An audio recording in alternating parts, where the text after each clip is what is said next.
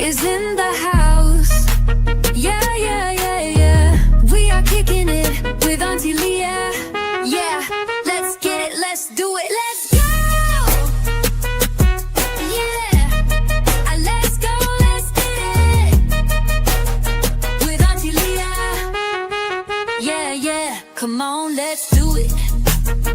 Nothing better than kicking it with Auntie Leah. Oh yeah, yeah, yeah, yeah, yeah, yeah. Auntie Leah is in the house. Yeah, yeah, yeah, yeah. We are kicking it with Auntie Leah. Yeah, let's get it, let's do it. Come on in. Come on in now. So Auntie Leah can do a thing. Yeah, yeah, yeah, yeah.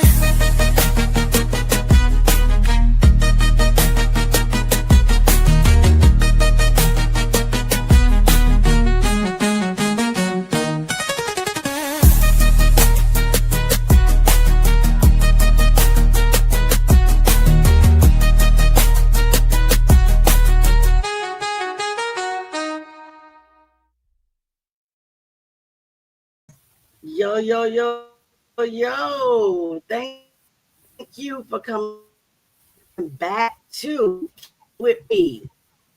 I appreciate each and every one of you for showing back up. Make sure you hit the like button. Make sure you stay live. Make sure you subscribe to the channel. And make sure you are hitting your notifications. Now, I see I got some little disturbance going on already, but we're going to rebuke the devil in the name of Jesus and move forward. Today, we got Nick Mountain Goat Productions on the stage with us.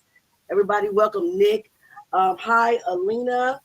Let me see if I can't really see if anybody else is here yet. Hold on. So I hope your day has been going well. How has your weekend been?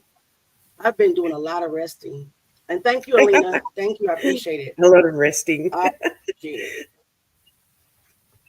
I have been doing a lot of resting, guys. That's good. But anyway, today we're going to talk about DJ.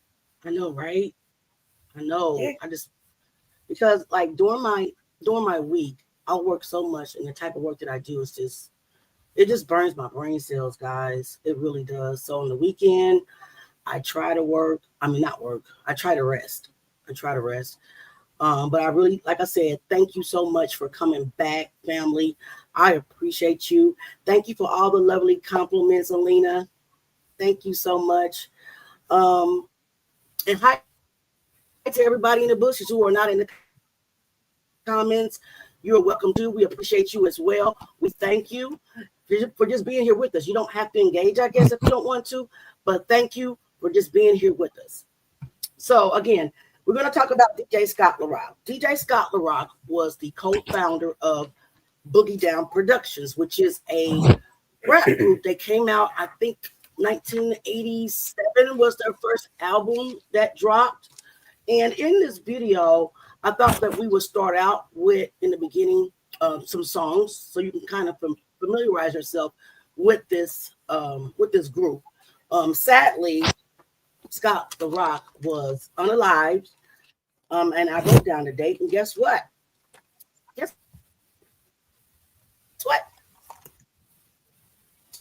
And the date is within there. Okay, so let's go ahead and just go ahead and start the video. Nick, you have anything to say? Did you do your homework? Me, I did a little bit, and yep. Can you hear me?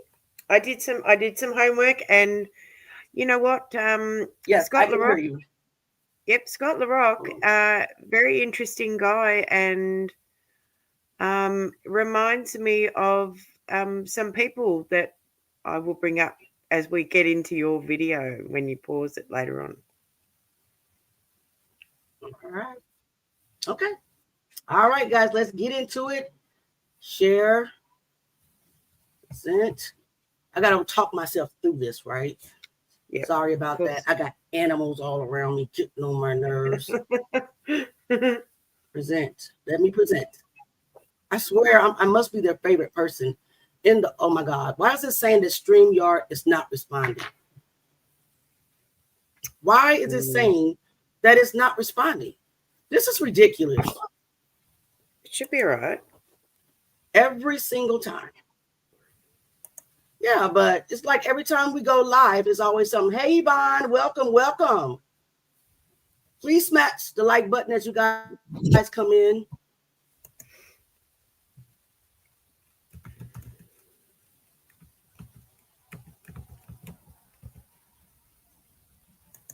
Is it going? So I think so. It is on my end. I can hear it. Can you guys see the video? I want y'all to listen to my dad. DJ better listen. Yeah.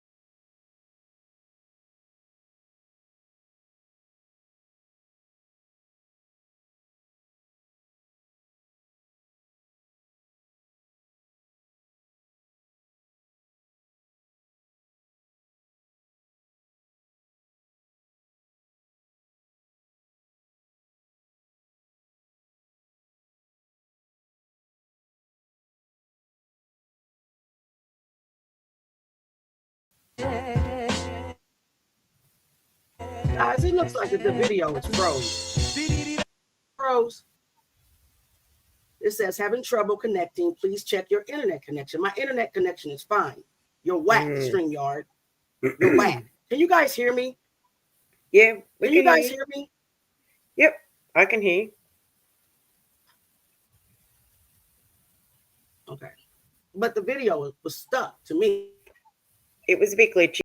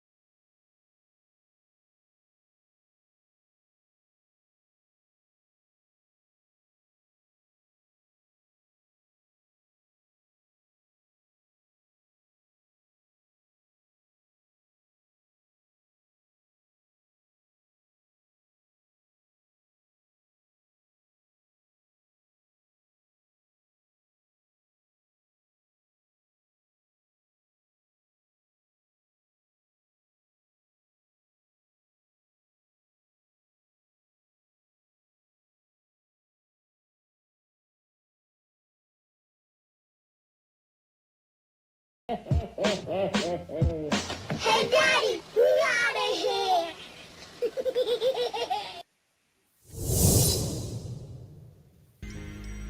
A lot of shit goes down at the Big T, but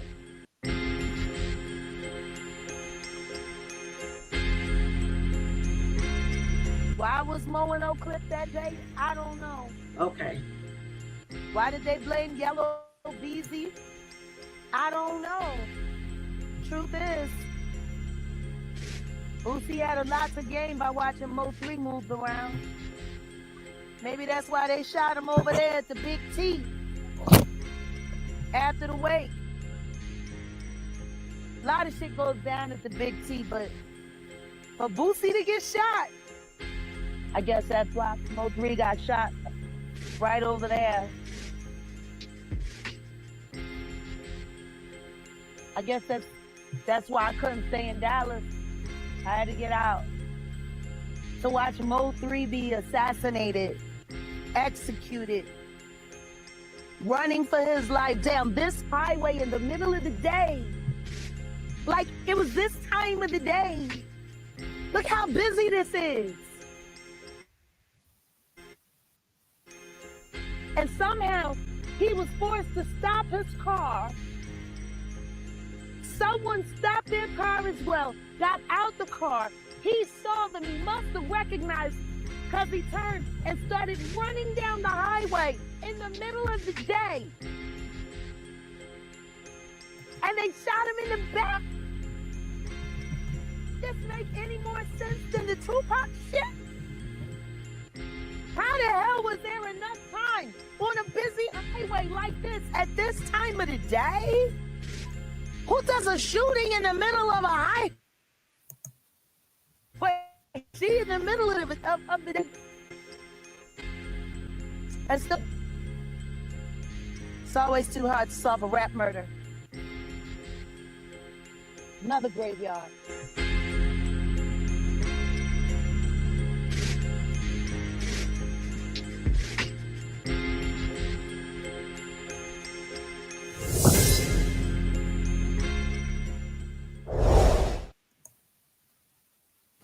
Did you know that the first major murder in hip-hop was the death of DJ Scott LaRock, who was a part of the legendary Boogie Down Productions? The group also featured fellow pioneers like demise and KRS-One. On August 27, 1987, demise got into an altercation with some guys over his involvement with a particular woman, which would lead to Scott LaRock stepping in to defuse the situation. Later on that day, as LaRock and some members of the crew were leaving the High Bridge projects in the south, shots were fired at the Jeep CJ7 they were all riding in. Scott LaRock was struck by a bullet in the back of his head and was later pronounced brain dead at 25 years old. 2 men were arrested and charged with LaRock's murder, but they were acquitted at trial. If you guys were rocking with the video, please make sure you like, comment, and subscribe for more videos. My channel though, not his. Make it better. Remember to let us into your skin. Well, guys, this video right here, this is one of my favorite songs ever in hip hop. When this video came out, or this song, it wasn't a video, it was back in 1987, and your auntie was at the young, tender age of 13 years old. So if I was 13, that means Jag was 11, Odell may have been 10. Yeah, you know what I'm trying to say. We were so young, but when this song came out, this is what made me really fall in love with Boogie Down Productions. So when the death of Scott LaRock hit, it was detrimental to the whole hip hop community. Let's get back into it.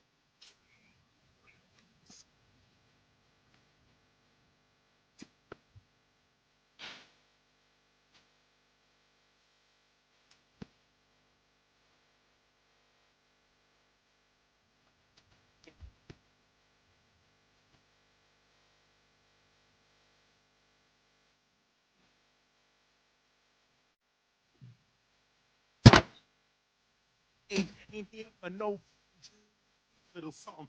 Don't all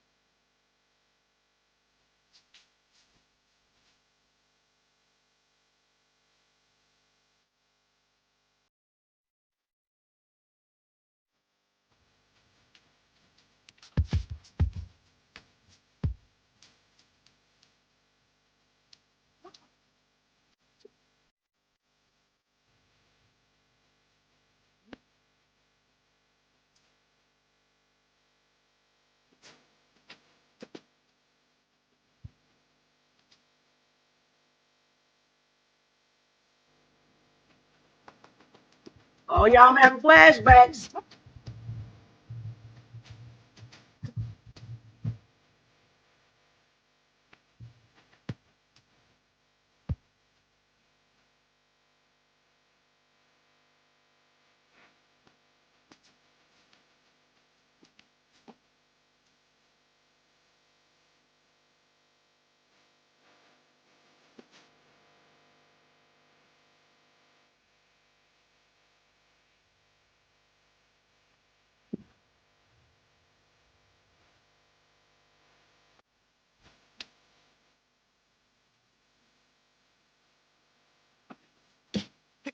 How you gonna look?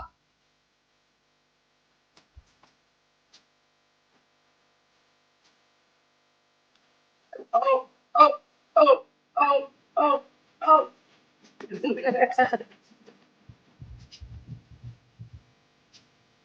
You doing the lock drag?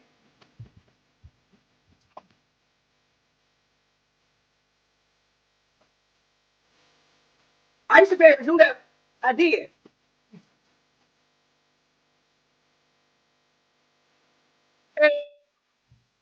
Hey.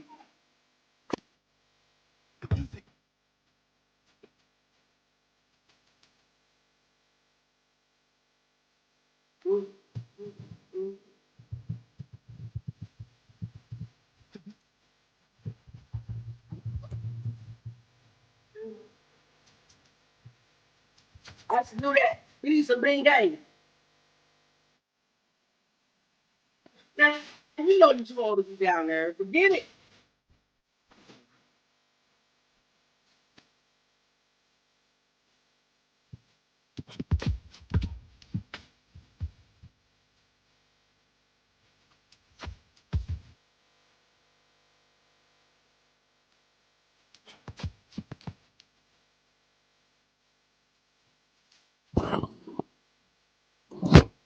Can you guys hear now? And still is. It's just sad we Thing is lost him to lagging the bad. tragedy that went on in the Bronx, a little shootout. Bronx stop violence. And what happened was Scott was trying to be a peacemaker between Exactly, between and D-Nice and this guy. And, That's Big Daddy Kane right there, you know, guys. things just got out of hand. Yeah. Now, Okay. Now, All right, guys. Now, a couple of before things we get before we into go, this, Vlad. I know I hated to actually use this video.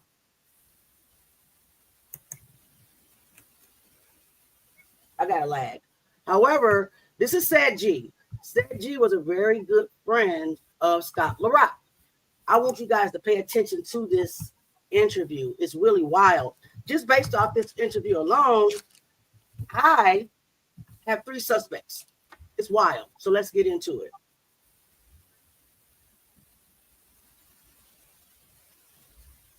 That I got to get on camera. First, with the Scott situation. That was an assassination. Let me explain what happened. Scott had a deal for Boogie Down Productions because Scott was so far ahead of everybody business-wise. He knew things that me, Chris, Keith couldn't fathom. You know, he knew how deals were structured. He knew what publishing was. None of us knew what publishing was. He knew what publishing was. We didn't. So Scott had a deal with Warner Brothers for the whole Boogie Down Productions. And when I say that, that was going to include Ultra coming over into Boogie Down Productions. And the thing was happened, he had to deal, as I told you, my brother who's sensational, the great MC himself, Chris, you know, because he always wants the credit for everything. And guys, when he makes it sound like he got the... When he's saying Chris right now, he's speaking of KRS-One. That's KRS-One's name. His name is Chris. And what I know about KRS-One, he has always been a very, very arrogant man. So just pay attention. It's some shadiness that went down. And it's wild, guys. Unbelievable. Deal from Jive. No, the deal was already in place. Jive was offering the deal. They had more upfront money than Warner Brothers. The difference was Jive, which contained Zomba publishing music, they took all your publishing. Warner Brothers was letting you retain 100% of your publishing. So Scott was saying, don't get confused with the less money. We're going to make more money here because we have all our publishing. Now, this is where the assassination part comes in. The label to which they were signed to, B-Boy Records, Warner Brothers told them to go kiss their ass. The contract was garbage, throw it in the trash. Jive, on the other hand, was offering them a buyout. So Jive was influencing Chris, myself, and all of us to go ahead and do the Jive thing. It made more sense, more money. And at the time, Chris was in the man shelter, so I can't fault him. I'm in the man shelter, I'm thinking money. All right. Pay attention to what he said. Again, Chris is KRS-One. He's talking about two different deals that were laid before them, right? One record company wanted to give them upfront money, but basically none of their publishing, right? And the other record company wanted to give them less upfront money, but they will own all of their publishing. And Scott LaRock did not want to take the deal that gave all the money up front with no publishing, because he knew, because he was smart, he knew that if they take the publishing rights in the long run, they will make more money. But okay, let's just get back into it. If you listen, this is one more thing. Chris is in the shelter. Chris is KRS-One. Chris is the other side of Boogie Down Productions, 50%, maybe a little less, I don't know, of Boogie Down Production. He wanted to get out of the shelter. So what does that tell you? That he wanted the upfront money, right? He wanted the upfront money because he wanted to get out of the shelter. I get that. So Chris wanted to go with Jive. The label wanted everybody to go with Jive because they'd get some money out of it. Jive Records. Scott said no. So Scott had to be removed. So did you guys hear that? The record label, which is B-Boy Records, yeah, wanted to take the upfront money. KRS-One wanted to take the upfront money. Scott LaRock did not, because he was looking at wealth in the long run. But from my understanding, B-Boy Records was a corrupt record label. They were into the mafia. They was actually, I heard that they was in debt with the mafia. They owed the mafia millions of dollars allegedly. KRS-One's in a shelter. He wants to come out. So there's a split. Scott LaRock standing his ground. He's not signing it. He wants the one with the publishing. He wants the deal with the publishing. They set up this thing in the Bronx. Now, understand this. Okay, and for those that don't know the story, let's just tell the whole story since we're getting into it. Yeah. From what I understand, demise was messing with some girl in the Bronx, and he got caught messing with her, and they kind of kidnapped him in a way, and he called Scott LaRock, and that's he called Scott, and Scott got in the car, and this is where it gets interesting. Like I said, Scott got over there and he squashed everything. Let me just say this. No, I don't think that Chris Lighty was involved in this, what he's talking about. But isn't it ironic that Chris Lighty was there when it happened? He was there when it happened. And did you guys hear where he broke down? Or maybe it's coming up. But apparently, Scott LaRock had the idea of branding the artist. The same thing that Chris Lighty went on to do. It was Scott LaRock's idea. It was his brain that made that up. And you'll go on to hear that Chris Lighty actually idolized Scott LaRock. Let me shut my mouth. Everything was squashed. Now, there was this guy, his name was RoboCop. He was a former security guard at Latin Quarters, bouncer. He was driving the Jeep. Now, I guess the president of the label had given him orders to start some beef. Because for no reason, RoboCop got out of the Jeep, ran over and smacked the kid. For no reason. The kid runs in the building. They get in the car. 5 or 6 people in the Jeep. One guy gets hit in the temple. From the roof, an assassin who was already in place. Think about that. It is a beef, a street beef between demise and this crew, right? Scott LaRock came over there because the crew had beat up demise. It's a different story that's in this video that'll expand on it a little more. So Scott LaRock went over there, squashed the beef, just squashed it. It's dead. Okay. And the bodyguard, for no reason, got out the Jeep and went over there and slapped the kid. The kid ran in the building. Snipers on top of the building, y'all. Snipers, like WTF. So yes, I believe he was assassinated. What do you guys think? No way the kid can, this is why they have to let the kid go. No way you can get slapped unless you're the Flash. Run, get a rifle, run up to the roof, and then shoot the guy who didn't slap you. Right. He was the only one hitting the Jeep. Shooter was in place, Vlad. This is simple detective work. Okay, and you feel that B-Boy Records is behind the whole thing? Yeah. B-Boy Records was dirty. This guy was doing bootleg liquor. He had illegal porno things set up. This guy was crooked as they can get. Yes. Crooked. From the South, too. One of those South shysters. Diabolical. Was trying to be a peacemaker between Between D-Nice and this guy, and he,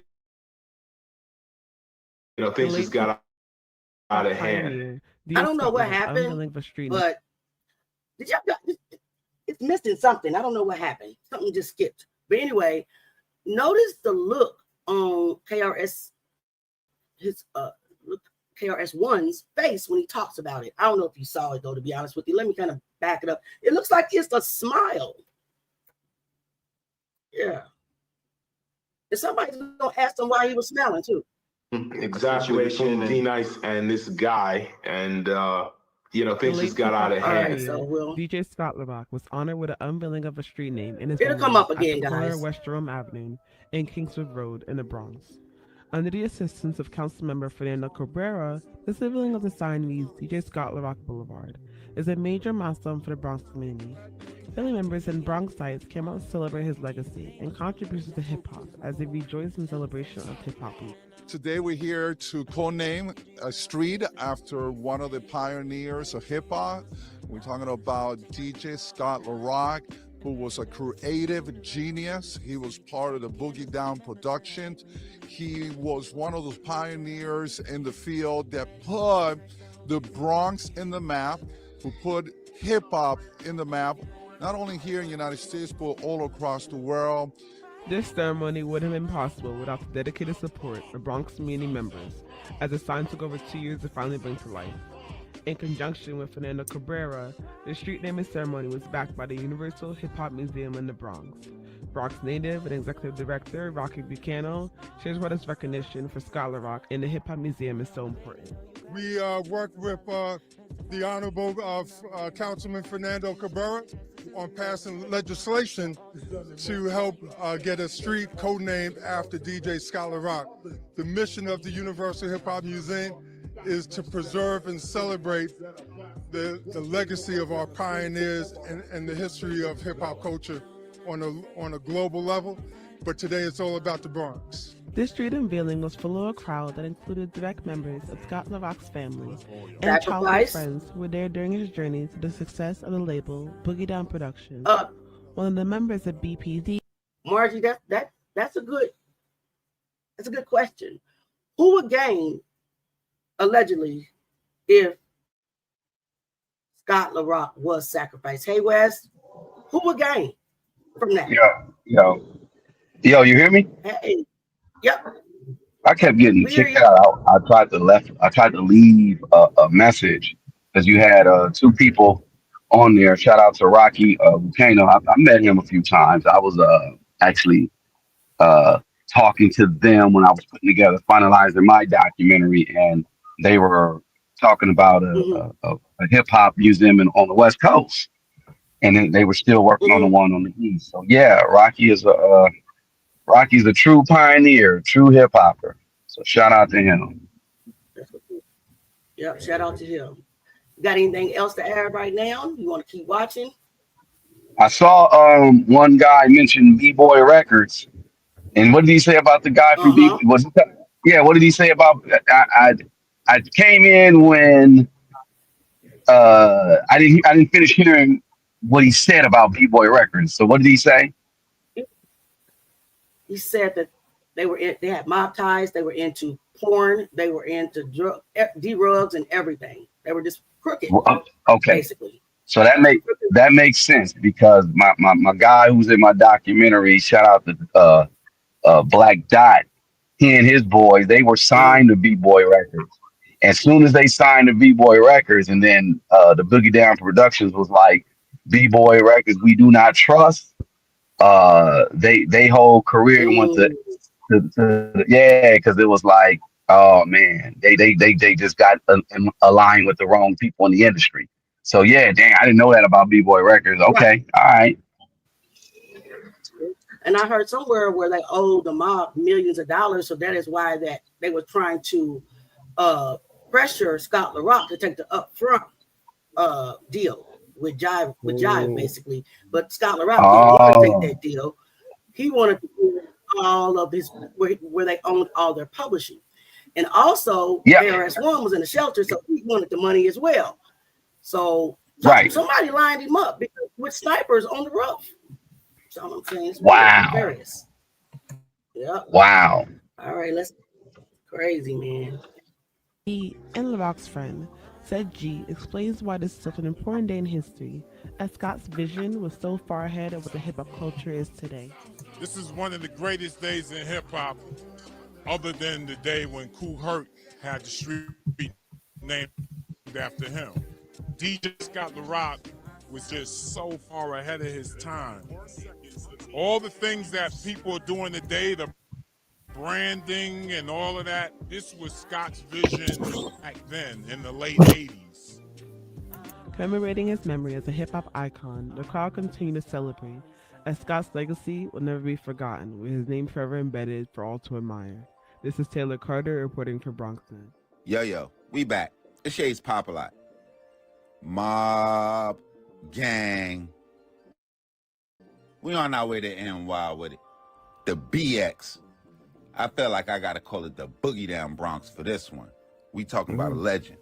Now, in this day and age that we living in, when we have rappers dying almost on the regular, and this is not just this year, I'm talking about the last 5 years. That really wasn't the case in the 1980s, and specifically in 1987. And I'm sure some younger people tuned in that really think that the first major deaths in hip-hop came in the mid-1990s with the death of Tupac Shakur. I'm just going to stop it right there and just say this. I'm guilty of that. I just totally forgot. I was 13 years old. When Tupac and Biggie were unalived, I was a young adult. So I can totally get what he's saying. We did not remember. I did not personally. And a lot of other people did not remember that Scott LaRock was really the first major hip hop, death. And in addition to that, we didn't have social media back then. There was no cameras, no phones, or nothing like that.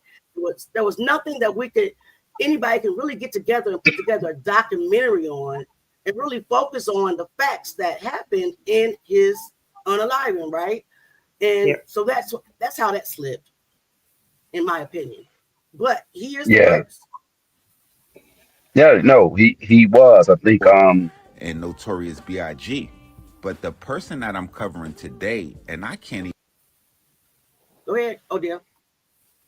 Oh no. Go ahead. I was gonna say I think Karis one even Go ahead, mentioned that Odell. like he was the first. Oh, You hear me? I'm running behind, I guess.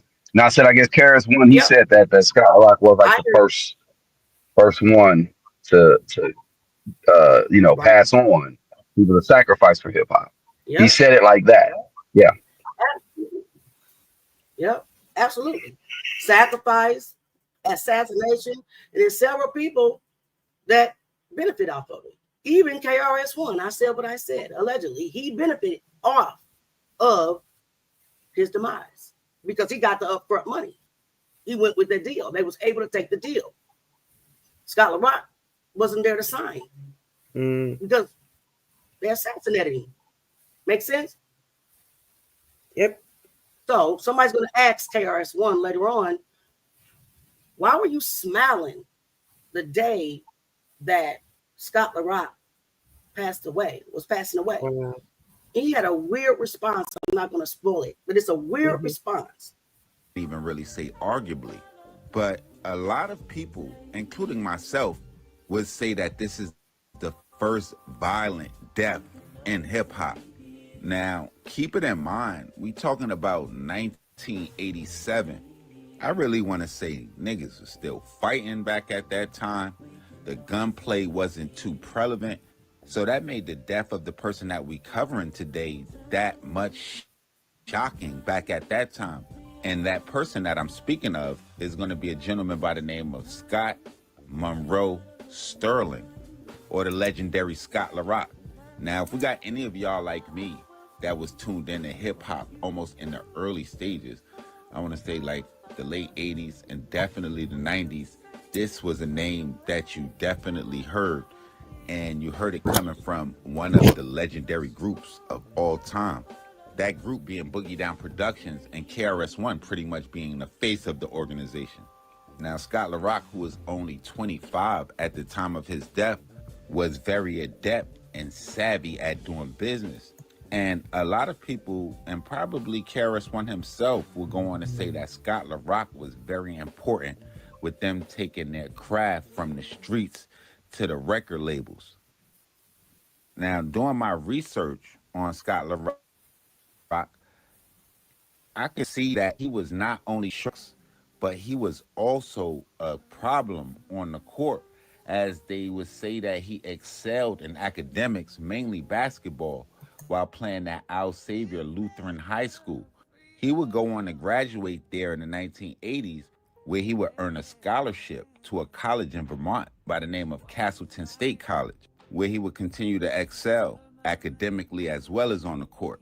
Now, coming back home to the Bronx, where he had moved as a young child with his mother from Queens, he would get a job at a place by the name of the Franklin Armory Men's Shelter on 166th Street in the Bronx. And it would be there where he would meet a resident staying at the shelter, and they would change hip hop forever. Now, this was 1986. And who would admit himself here through the had fallen time and called a shelter home for a while. Now, the shelter should almost be a hip hop monument, because it was there that they will also meet fellow BDP member Derek D. Nice Jones, who would just happen to be the cousin of a security guard working at the shelter. Together, they would go on to record the debut and critically acclaimed album Criminal Minded. Now, to Scott LaRock, all his dreams was coming true, because after coming home from school, he would be spinning records at a place called a Broadway Repertoire Theater, just trying to break into the music industry. So just by landing this job at the shelter and linking up with these two other group members, putting that album together, they would land on a record label by the name of B-Boy Records.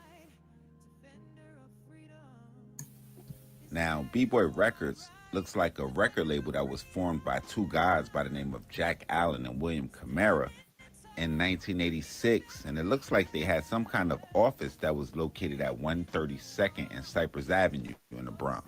Now, after releasing the groundbreaking single South Bronx in 1986 and The Bridge Is Over in 1987, the group will release that debut Criminal Minded in 1987.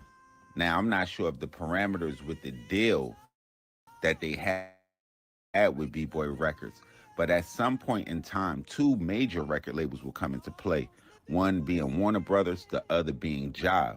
Now, I did listen to several interviews of people that I thought was close to the subject, one being Just Ice, another one being CG. How CG explained it was the deal with Jive was a lot more upfront money, but you had no ownership of your publishing, which is important in the music business.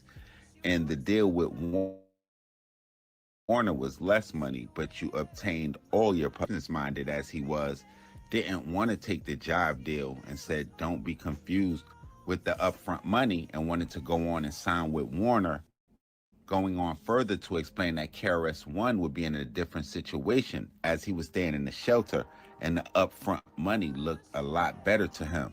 And this is where everything gets kind of shaky, because CG would go on to explain that he believed that Scott LaRock was assassinated for not signing that deal.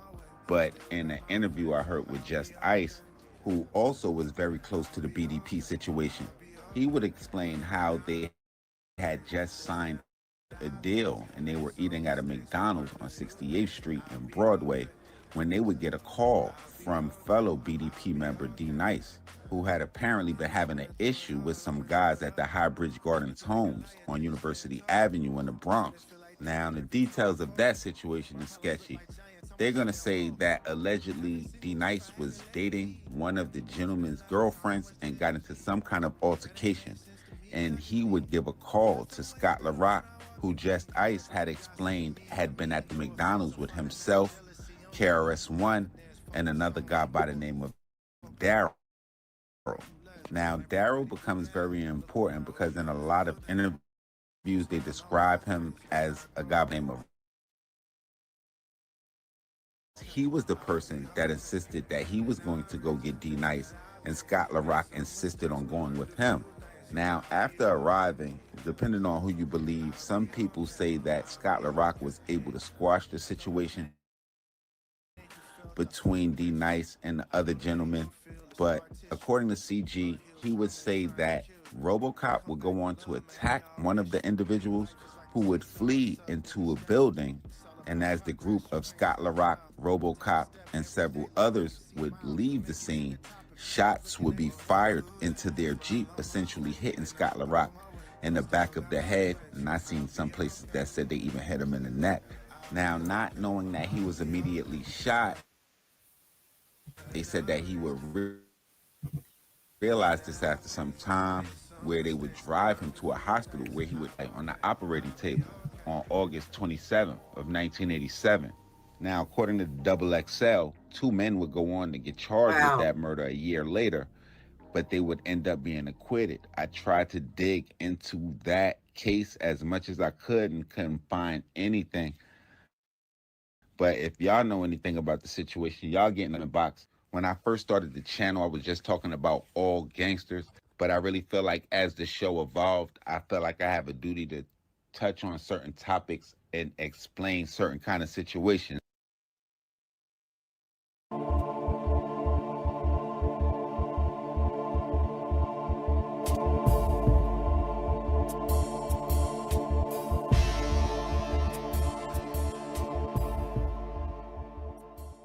You know what's crazy about the Scott LaRock story I'm about to do?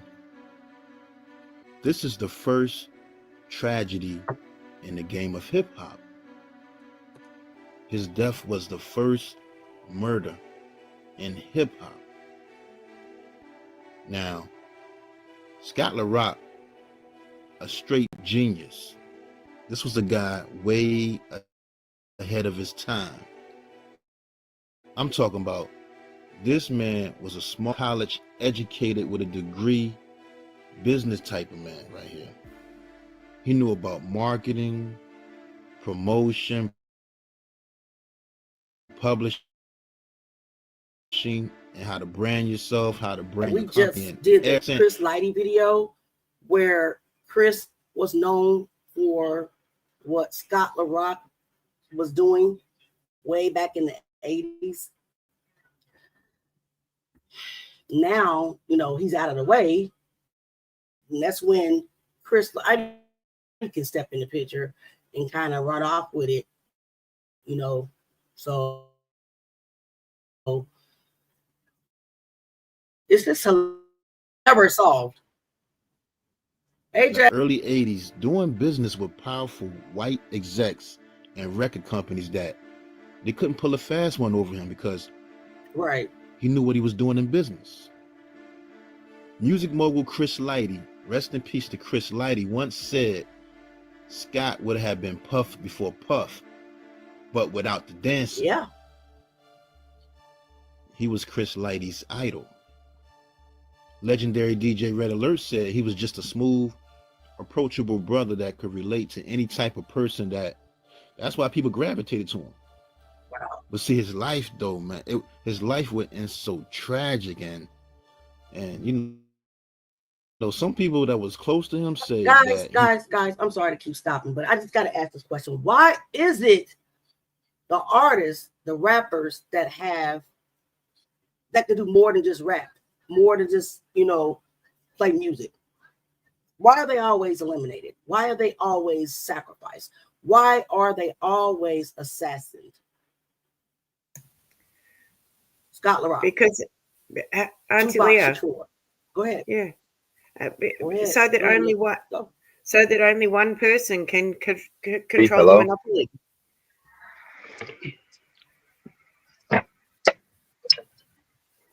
Hello? Hello, Adele. Oh yes, Yeah, I guess I'm no, I guess go ahead. okay. No, I guess it's like a latency or some sort.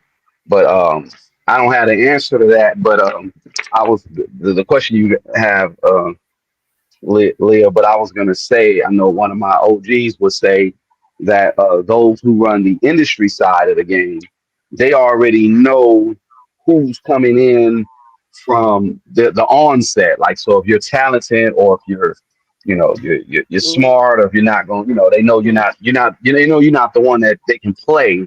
Then they know they only can go so far with you, or they're not gonna let you in.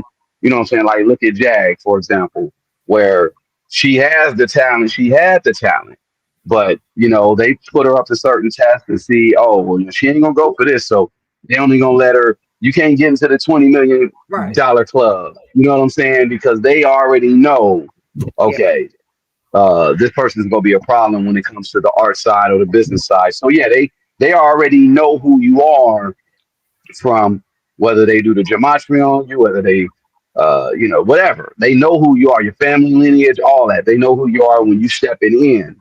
And they'll know, okay, yeah, this person ain't gonna play the game like we want them to play. Mm-hmm. Yep, absolutely. And then if they know too much, if they know how to, I mean, like, look at Tory Lane. He was telling people how they don't have to sign with labels. They lined him up. Look at Tupac Shakur. Why did I mess him up? That's my heart. He was talking to the black community, and he had major pull, right, with people. So they eliminated him. You know, it's weird. And then learning that Scott LaRock also as well was very smart and had different ideas for the artists to be able to make money by branding themselves in other ways. It's just weird how, and sad how. Go ahead, Nick. They take Auntie Leah. Have a look at Jag's comment. So he was doing something different, Scott LaRock. He was promoting unity, and you know, he was anti-violence and anti, you know, UGS. You know, so he was doing something different. Yeah, and absolutely. He had the ability to do it all. And anyone that's got the ability to do it all is a big threat to anyone else that's already doing it all, you know? Right. Just like Odell said, very similar to Jag. She was able to do it all. Mm-hmm. And she didn't pass the test of all the demonic things that go on in the industry. So it's just nuts out here. I would not ever want to be an artist in this world at all. All right, guys, let's get back into unless you're going to go with cruelty free. Right, Cruelty free. Just saying. Cruelty free, all free. Yes. Yes. He was actually assassinated to get him out of the way of the music business. Come on up, Jay. So let's get into his story though, right? Let's go. Here we go. Now, see, Scott LaRock was raised in the Bronx, New York, which is the birthplace of hip hop. Now, by the age of 4 years old, his parents separated and his mother raised him and his brother. And growing up, now Scott always wanted to help people. Even though he was poor himself, he would still give food to his friends in the neighborhood who was hungry. He was always trying to help them.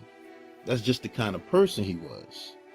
Now, around the age of 12 years old, he was introduced to hip hop after seeing legendary pioneer DJ Kool Herc DJing in Cedar Park.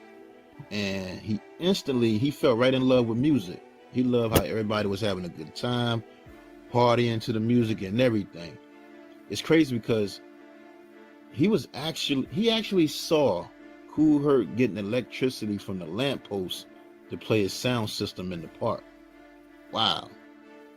This is where hip hop started, y'all. That's crazy. And he was there at the time hip hop was in the early stages in the Bronx. But see, also around that time, right? The streets was crazy out there. Gangs,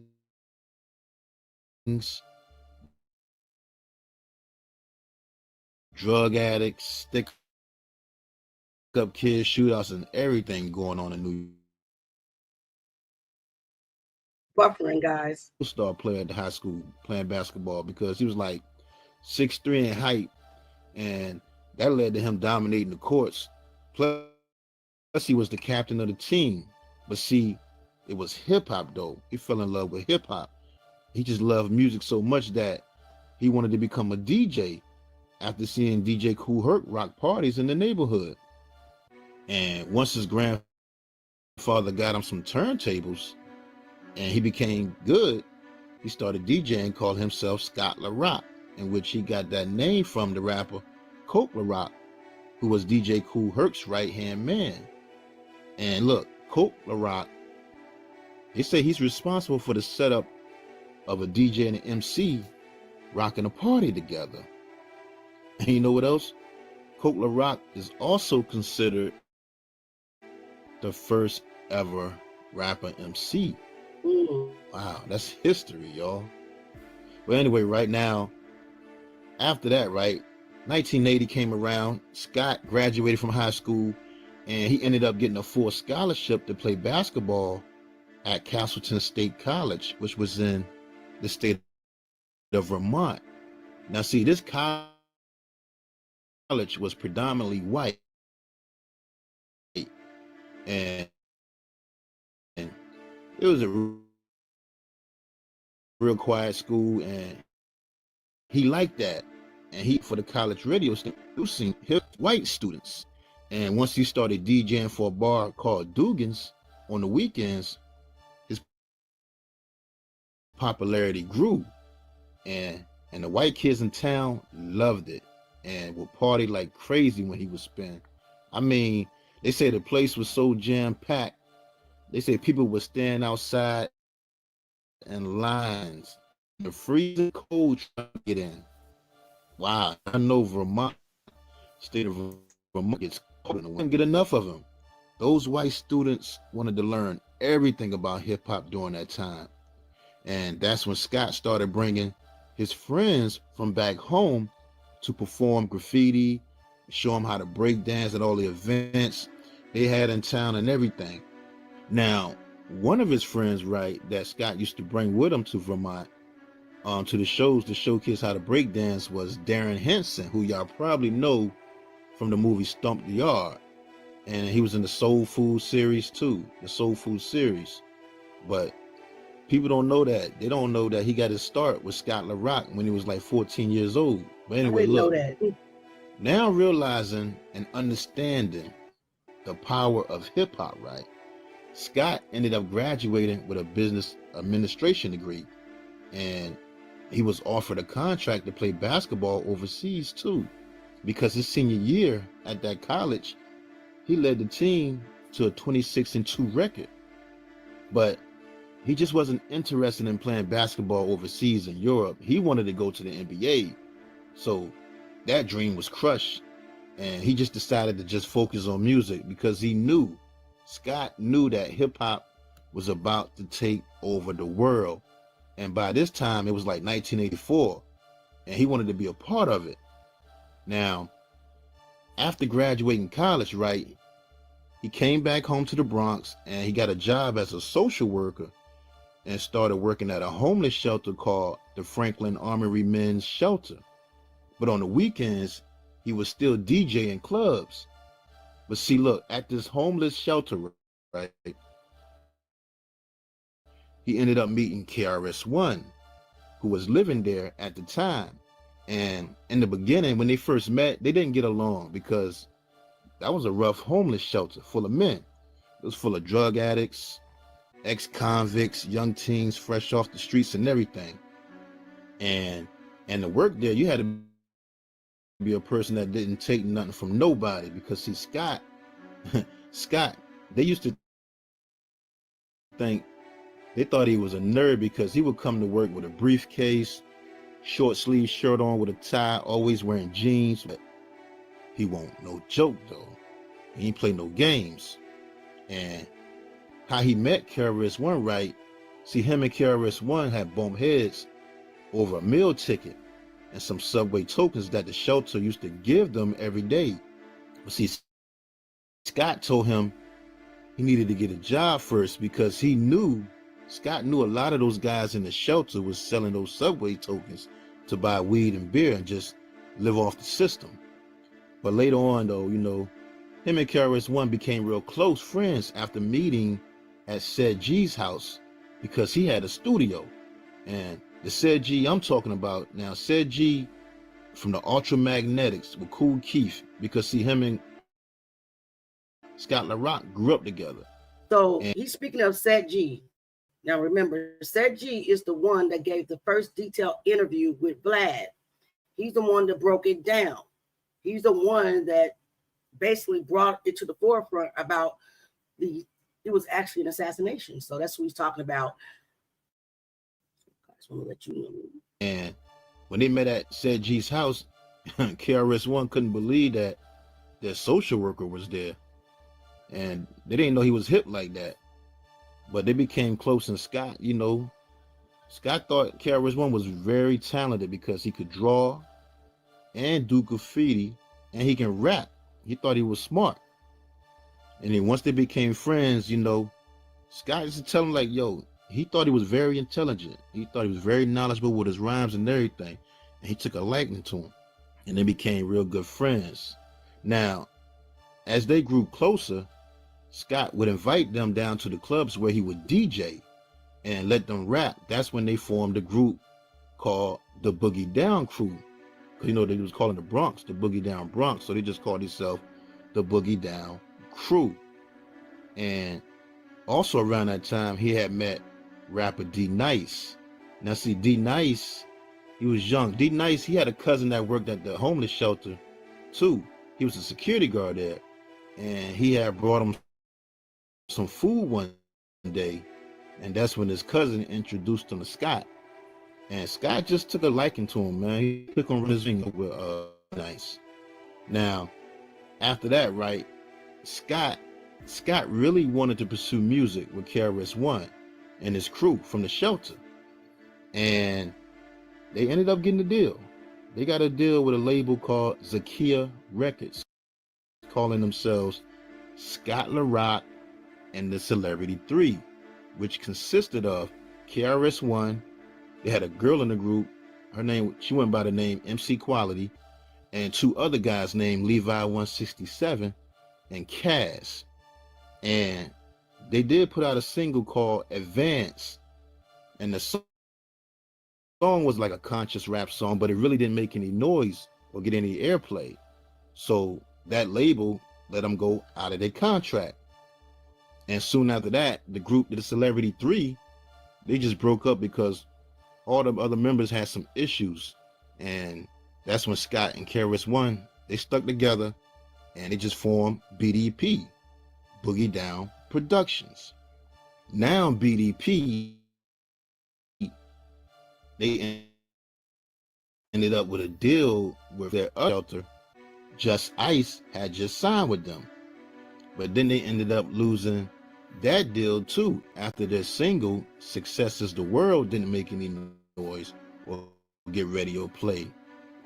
But right after that, KRS-One and Scott was walking one day and they had a newspaper, and they looked in the newspaper and it said a label was looking for talent, and they called a guy, and that's when they met a guy named Jack Allen, who signed them to Rock Candy Records and gave them their own label called B-Boy Records as a joint venture, only if they would put out a song about saying no to drugs.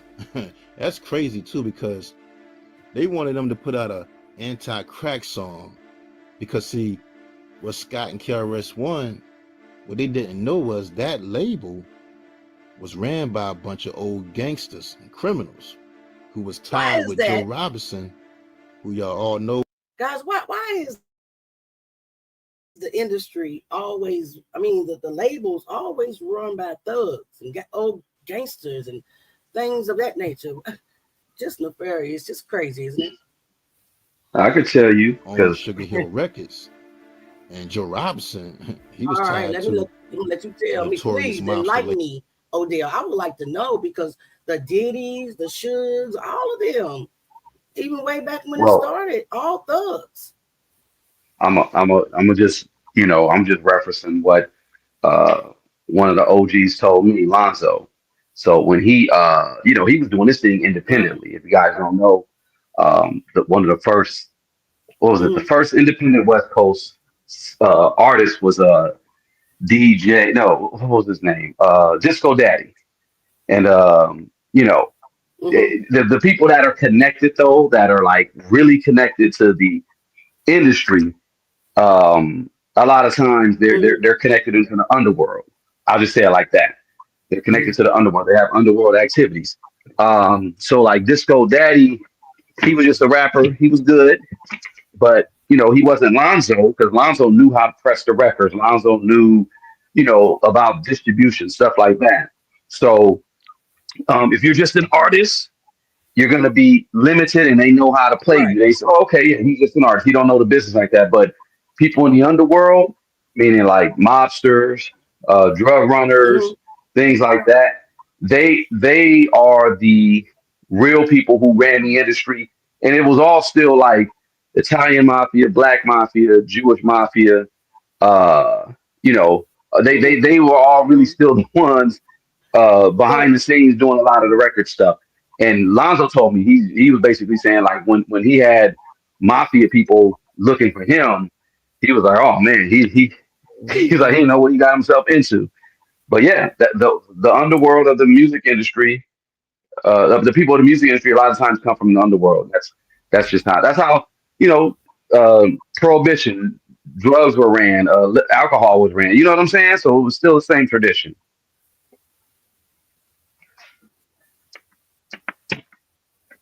Wow.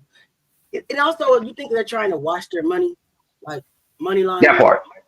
Yeah, they get that too. Like in the streets, like D-Rug, crime. Okay. Yep. Yep. Wow. That is just nefarious. All right, guys. Thanks, Odell. label CEO Morris Levy, who dealt with the mafia and the Genovese family, Vince and the Chin Gigante, them real mafia cats.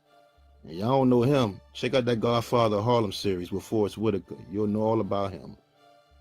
But that B-Boy Records label that they had just signed to was ran by some criminals. But anyway, right now with their own record label, B-Boy Records, KRS-One put out the anti-crack song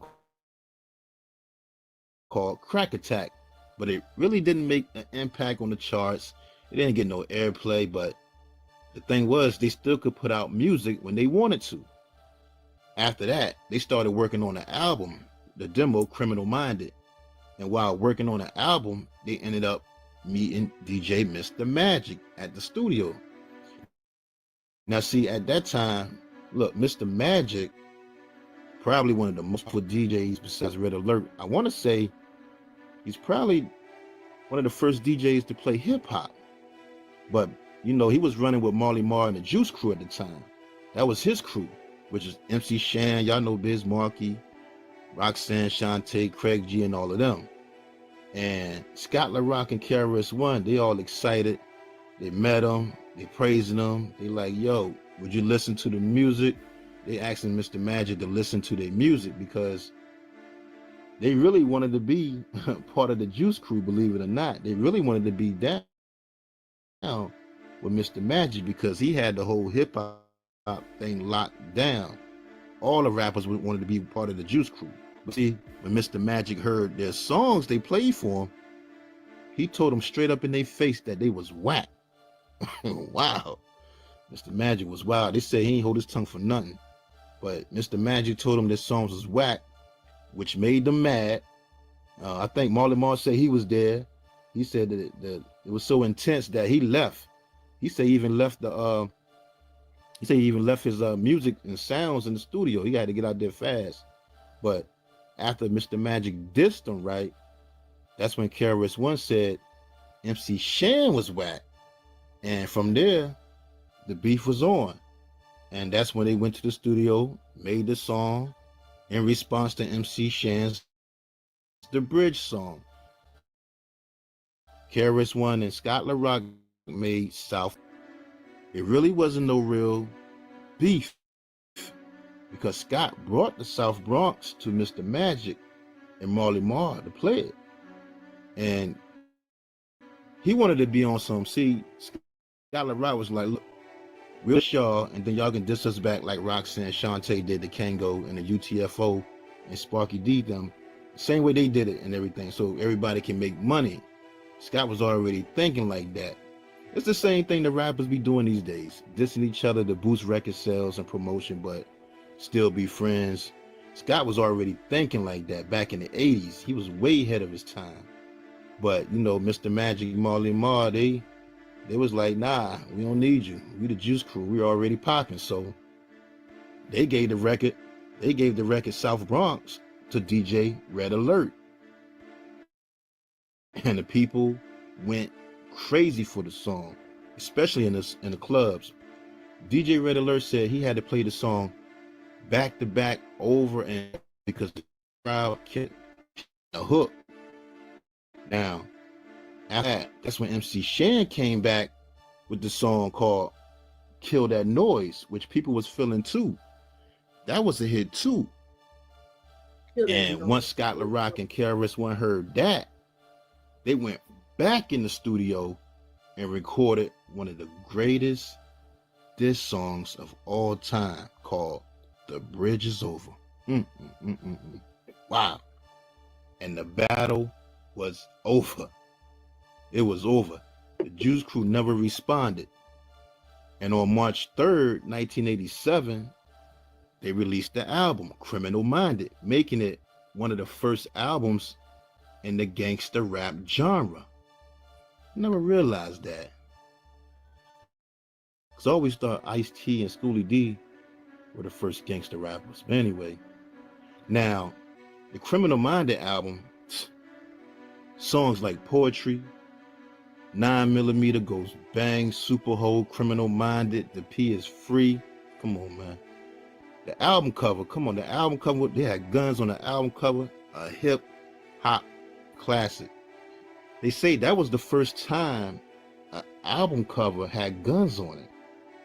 Even though Scott LaRock and KRS-One was posing with guns and weapons on the album cover, looking like drug dealers, that really wasn't what they were about though. They was just saying that they was on some modern day Black Panther stuff, revolutionaries. That Criminal Minded album, Rolling Stone even put it on the list of the 500 greatest albums of all time. The Bridge Is Over, that song became one of the most sampled hip hop songs in hip hop history. After that, right, everything was going good. The album was successful, and they started working on a second album titled "By All Means Necessary." KRS-One, he already written the song "Self Destruction, Stop the Violence," and "My Philosophy" and everything. Is working on the second album, but on August 27th, 1987, Scott LaRock was shot and killed. Now, here we go. The story goes. Now, see, D-Nice, right? Like a year before, keep that in mind. A year before they even blew up, Criminal Minded album wasn't even out or anything. They were still trying to get a deal. So, D-Nice had a girl, which was a good friend of his, right? And it wasn't his girlfriend or nothing like that. Y'all, what? Girls are still lining up these rappers. He was lined up. Scott LaRock was lined up. And it's always a female that starts it. He wasn't trying to get with her or nothing like that. She was just a good friend of his. So he called her. So when he called her, right, the girl's boyfriend ended up getting on the phone thinking D-Nice was trying to get with her. And he tells D-Nice when he sees him, he's going to kill him. Wow. So they ended up going back and forth on the phone. Then they hung up, and that was that. Now, here we go. A year later, right? They done made it big in everybody else's eyes. The songs, the South Bronx, and the Bridge is Over, blasting all over the radio and everything. Now, that same girl is telling her boyfriend, like, remember that guy D-Nice that you got into it with? Here's on the lineup. Here's the lineup, y'all. They big time stars now. Crazy. Which made him even angrier once he heard that. So look, one day, D-Nice and one of his boys were walking and talking in the hood. And all of a sudden, his boy goes down the block to talk to a bunch of other guys that was on a corner, right? Next thing you know, his boy disappears. Y'all hear that? Wait. His boy just disappears. You don't see his boy no more. So the guy, his boy went down the street to talk to some other people, right? And then the boy just disappears. Y'all see the lineup? Yep. The lineup. Where does Bryn go? Just disappears. It's all a setup. Set him up, yeah. And the guys on the corner start walking towards D-Nice, and they surround him, pulling their guns out. And dude that he had got into it on the phone, it was him. So he confronts D-Nice, pistol whips him, and then they all run. So D-Nice, right? And at that time, he's only like 16 years old, something like that. So he calls Scott LaRock and the whole BDP crew, and he's crying and everything. He tells them what happened, because at that time, it was all at McDonald's, Scott LaRock and everybody. They was at McDonald's eating with rapper Just Ice when they had got that call from D-Nice, because Just Ice had a deal, had that sleeping bag deal, and BDP was supposed to produce his next album. So when D-Nice had called, and Scott LaRock said, we're going to get D-Nice, everything, going to check him out, see what happened. But KRS-One and Just Ice, they said they was going to stay. And the rest of the crew left to go get D-Nice. Now, so why did KRS-One say that he wanted to stay? Why didn't he accompany Scott LaRock to go, rescue or support or get D-Nice? And he's a part of their group. Why did KRS-One want to stay behind? Let's remember. Who wants to come up? Okay. Let's remember the money, right? The money. And the only one that was stopping the upfront large amount lump sum of money was who? Scott LaRock. Because I'm not going to let my friend go to rescue another friend alone. I'm not going to stay behind. allegedly, in my opinion, that's because he knew about the lineup. He knew about it and didn't want to risk getting out. Nefarious. Who's that down there? Is that Jay? When Yeah, Scott LaRock picked him up, Hey, Jay.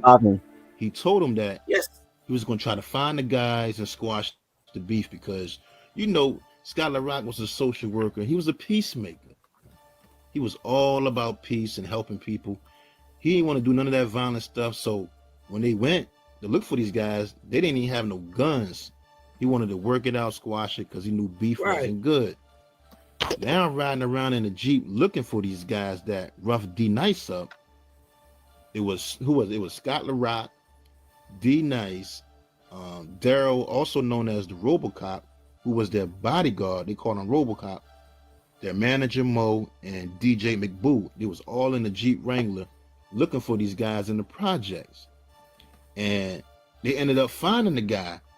And Scott LaRock, they squashed the beef. They said that Scott and the guy squashed the beef. All right, this is the second documentary that says Scott LaRock squashed the beef. It was over. Yep. So RoboCop, what were you doing? Their bodyguard, RoboCop, who was like 6'5", big muscles and everything, he gets out the car, ends up getting into it with another guy, and he ends up slamming the guy on the ground. Next thing you know, bullets were coming from everywhere. People were shooting from the bushes, from on top of the roof, everything. So they ordered with RoboCop driving, and Scott LaRock jumped in the passenger seat, and D-Nice and the rest of the guys were in the back seat. But the other guys, they continued shooting at the car while they hurried off and drove off until they got somewhere safe, and everybody started checking each other to see if everybody was all right or if anybody was hurt. And that's when D-Nice said he saw blood squirting out the back of Scott LaRock's head. And that's when they discovered that Scott was shot twice, in the head and in the neck. Shaking my head, man. That's sad, man. They say Scott didn't even know he was shot at first until he complained of being dizzy. And he was telling them, like, why y'all got the music so loud? And then all of a sudden, he grabbed his neck. And then his head just hit the dashboard. And that's when they rushed him to the hospital. And they say he was conscious when they brought him into the emergency room. But he kept saying he was cold and feeling tired. And he went into a coma. And an hour later, man, the doctors pronounced him brain dead. And his poor mother had to make the decision to take him off life support. Oh, no. Hey, there's shaking my head, man. That's sad. He ended up dying on the operating room. Wow. Terrible, man. And she also gave permission for Scott's organs to be donated to the hospital. Now, that's good. Police did arrest two men. Yeah. Police did arrest two men named Corey Bain and Kendall Newland and charged them for Scott LaRock's murder. But they were acquitted at the trial because they had no willing witnesses to testify. Now, rapper Just Ice said in an interview that he had ran into one of those guys about 7 months or a year later at the club, at the Latin Quarter Club, and the guy must have thought nobody recognized him or something. But they did. And he said, once they said that's the guy that killed Scott LaRock, that's all it took. And he didn't say any more about that. He didn't say no more about what happened. Now check this though. Now here's the twist. Here we go. This is the twist though. Now said G from the Ultramagnetics, and he also helped produce that Criminal Minded album. He was around them during that time, and he grew up with Scott LaRock. Said G was around. This is what he said. He was around. He didn't get credit for none of the production he did on the album and everything. So he knew how that label was, the B-Boy Records. Now, Said G said in an interview that the label B-Boy Records that they were signed to, KRS-One and Scott LaRock was signed to, that label was run by criminals and they assassinated Scott LaRock. That was the label's plan. Wow. Wow. Yep. And doing research on that label, those guys that ran that label, they was in some trouble. They used that label to front like a pornography type of setup scheme thing, bootleg and selling records out the back door, all types of stuff. Yeah. Now, Said G said Scott's death was an assassination, and here's the reason why. I agree.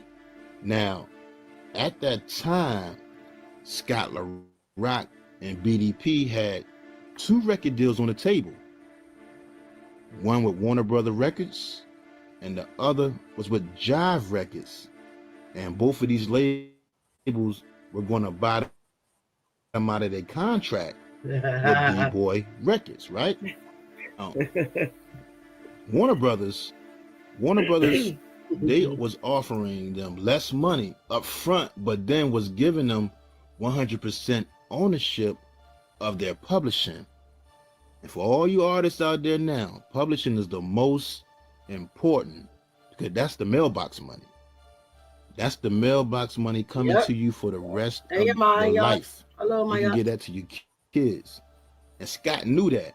He was smart, business minded, educated. He knew that. Now the other record label, Jive Records, was offering more money up front, but they wanted all of their publishing. And the owners of B-Boy Records was cool with that because they was criminals anyway running the label, and they wanted the money up front. Plus, KRS-One also wanted the money up front. Because he was homeless. You know why? Because look, at the time, he was still homeless. He was living in KRS-One was living in a freezer that was under the office of B-Boy Records. It was like a garage with a walk-in freezer, and he was sleeping on crates with a mattress made out of clothes and newspapers. Plus, he had to put a brick to stop the door from shutting so he wouldn't suffocate and die if the freezer door closed, because 2 people had already died down there before. Wow, he was doing crazy bad work, guys. Look, Crazy KRS-One work. said when the South Bronx and the Bridges Over songs were out, he was still homeless, sleeping on a train, but nobody knew his face. Okay, it's real quick. So what do you all think? I have at least, well, I have 2 suspects, maybe 3. We're going to talk about it. The video's almost over, but the lineup, yeah, diabolical. Because back then, the pictures wasn't out.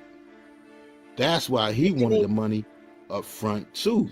But see, Scott LaRock was so smart and ahead of his time, he was trying to tell him and convince him that they should just take the Warner Brothers deal, even though it was less money, but they would make more money later on in the long run. But after Scott's death, they ended up signing with Jive Records anyway. But yeah, look, Said G also said that Scott squashed the beef with that guy in D-Nice, and that record label, B-Boy Records, paid their bodyguard RoboCop to make sure an incident happened. Wow. All those bullets flying at them, 5 people in the Jeep, and 2 bullets get the old dirty hit the bastard top of the car, in these only series. hitting Scott LaRock in the head and in the neck. How is that even possible? Said G said they had a sniper How is it on the even roof. possible? Wait a minute. For it'd be a Jeep full of men, and he get hit twice. He the only one hit, and KRS-One stay behind. Yeah. How is this even possible? The lineup, and it must have been a What's professional good, hit, Queen? Chad. I mean, This was no rookie shooter. the truth is, I'm from the East Coast and I'm East Coast hip hop. Mm-hmm. And I'm going to tell you right now, everybody knew. Everybody knew and everybody got paid. Mm. That's just what it was. I don't think everybody knew going in, but on the other side of it, Yeah. it was clear. Right. And unfortunately, in a lot of these situations, for a lot of people, it's better to just take the money. Mm-hmm. Yep. Yeah. And And we see who was desperate for money, right? Go ahead. oh, well, I Sorry. mean, this is the thing when it comes to Kenny Parker. Hmm. There's also been conversation that he made a deal to be a plant. I believe that. Um, I mean, the truth is, Kenny Parker was always very self motivated, Mm-hmm. brilliant Yes. It artist, can see. Mm-hmm. brilliant. Um, but he suffered from that I am greatness Mm-hmm. Mm-hmm. disease. And Mm-hmm. it was so funny because there was a conversation that he had with Fat Joe. And I thought it was really telling because Fat Joe had said to KRS-One, you know, when people see you in the street, they embrace you, but they don't do the same with me. They don't treat me the same way. He said, see, I'm KRS-One. I play the Mm. role of the teacher. Right. People want to be near a teacher. He said, you play the role of a gangster. Mm-hmm. Nobody wants to stand next to a gangster because gangsters get killed. And I thought it was just very interesting when he said the word, the role. The role, yeah. Mm-hmm. Why would you say the role? The role would imply you were acting by a script, and considering how extremely intelligent he was and how well placed he placed his words, I always thought it was very interesting that he said that I play the role because that's what hip hop plants do. And the truth is, if anyone from the label had pulled him to the side and one of the government people came in and said, look, this hip hop thing is going to be big and we can make you big, they're trying to hold you back. Look, all you have to do is do this, do that. We'll take care of everything. You're going to be the greatest of everything. And you know what? A lot of guys fall for that. Right. Now it's funny because they don't even have to be anywhere near as talented as Kenny Parker. They just need to be able to get close enough to line somebody up. Yep. Yep. Yeah. Like I said, when it comes to the art of sacrifice, it's a game that they have been tweaking, refining for many, many Mm-hmm. years. And still doing it today. Yeah, it's a machine. And this is what It's a Jag's machine that watching it. prints money. Yeah. Jag's what? Yeah, Jag, you're watching out for this for yourself all the time, all the time. Well, I'm not just watching out for myself.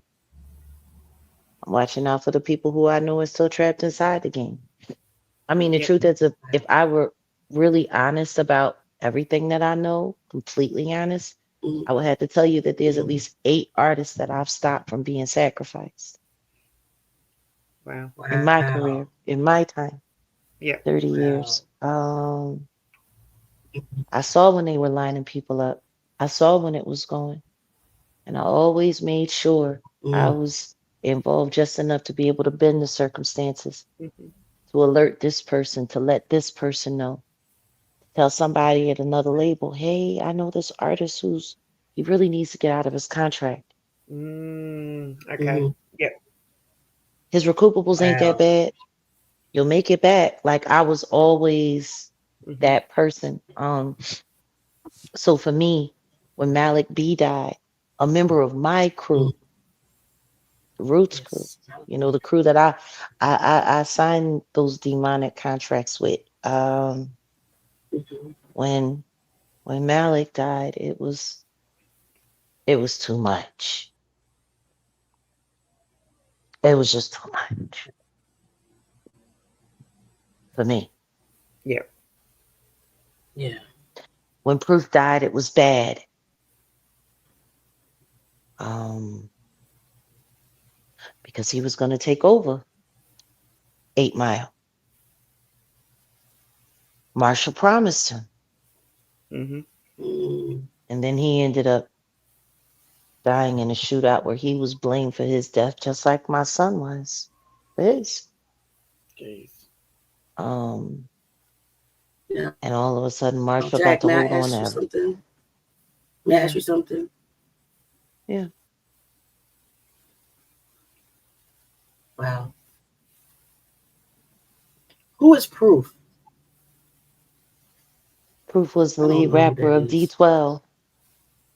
D12 was the legendary rap crew from Detroit, the only other legendary rap crew outside of Slum Village with Jay Dilla, 510, Gotcha. T3. Um, Mm-hmm. I worked out at 8 Mile. Proof and I were good friends. You know, I think one of the dopest ever hip hop documentaries that'll probably never happen is if you got all the Mm-hmm. ghostwriters together and got the true account of everything that happened. Are you giving Odell an assignment, Jack?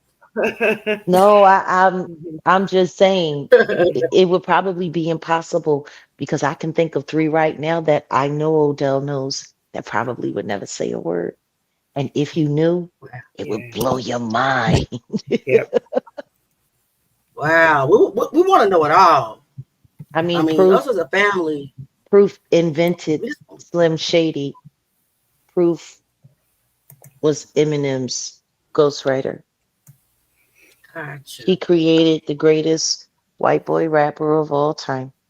And And got no he, credit, in probably. exchange, well, I mean, not really. He talks about him, but Mm-hmm. he doesn't tell the truth. I'll never forget when I first started doing my exposures and I called Obi and I Mm-hmm. said to Obi, he said, what? I said, who wrote Forgot About Dre? And he was like, Jed, come on, don't make me answer that. I can't answer that. Mm-hmm. I said, come on, Obi. Tell me that you remember who wrote Forgot About Dre. Mm-hmm. I said, we know everybody thinks it's Marshall. He said, I can't do that, Chad. I can't. And I went on my Instagram and I said, nowadays everybody want to talk like they got something to say, but nothing comes out when they move their lips. Just a bunch of gibberish, and motherfuckers act like they forgot about Proof. Bars. And You I got to have remember skills when to be able to Proof, do that, baby. Go I ahead. remember when Proof wrote it. Mm. It was really something else. I was ghostwriting Mm-hmm. out of 8 Mile for a little while there. Um, yeah, after Proof died, Detroit wasn't a move for me like that anymore. I couldn't stand it. And I always thought that Marshall would do more for Proof's legacy, but when I realized that all he ever did was thank him for, helping him put his career together and putting D12 together and helping him build a label, he really wasn't being honest because it was Proof that did all of the work Wow. and And gave you're him a saying that career. it's crazy. That was You're saying Proof's that way Proof in the door. also died by gun violence, right? Yeah, he got set up.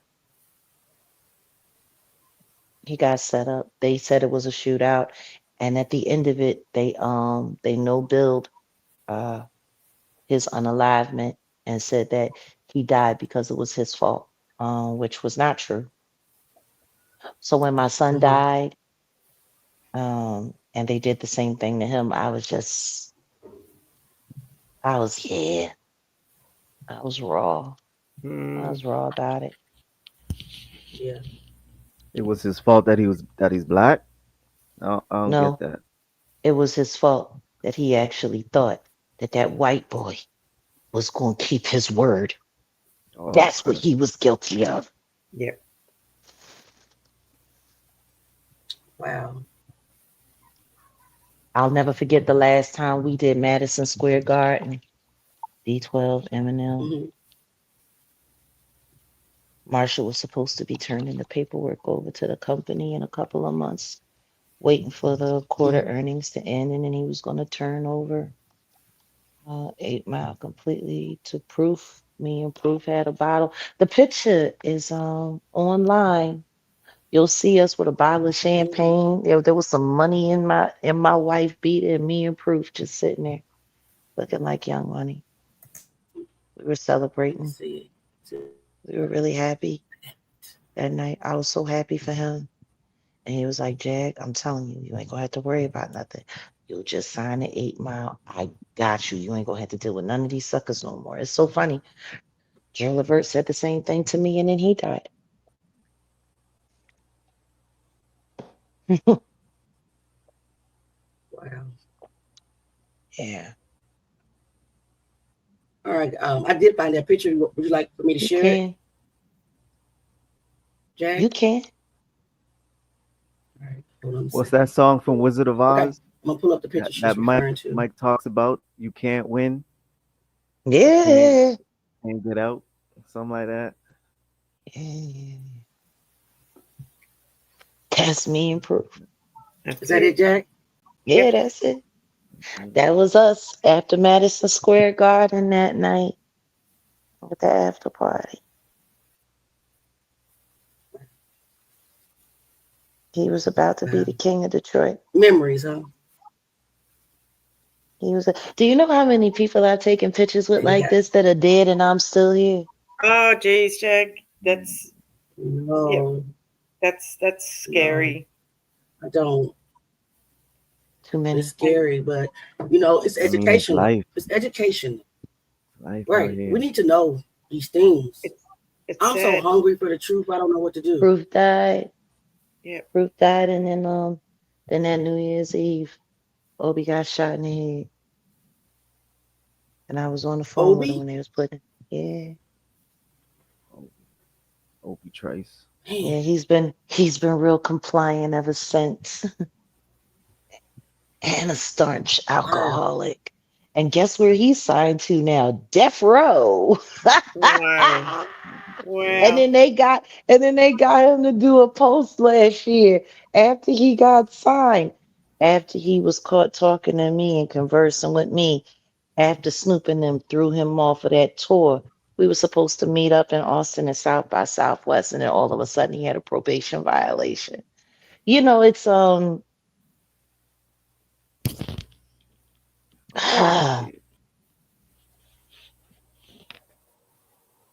I think for me at this stage in the game, part of where my outrage comes from is because I look at people and say, how many people do we have to say goodbye to before we say enough? Yeah.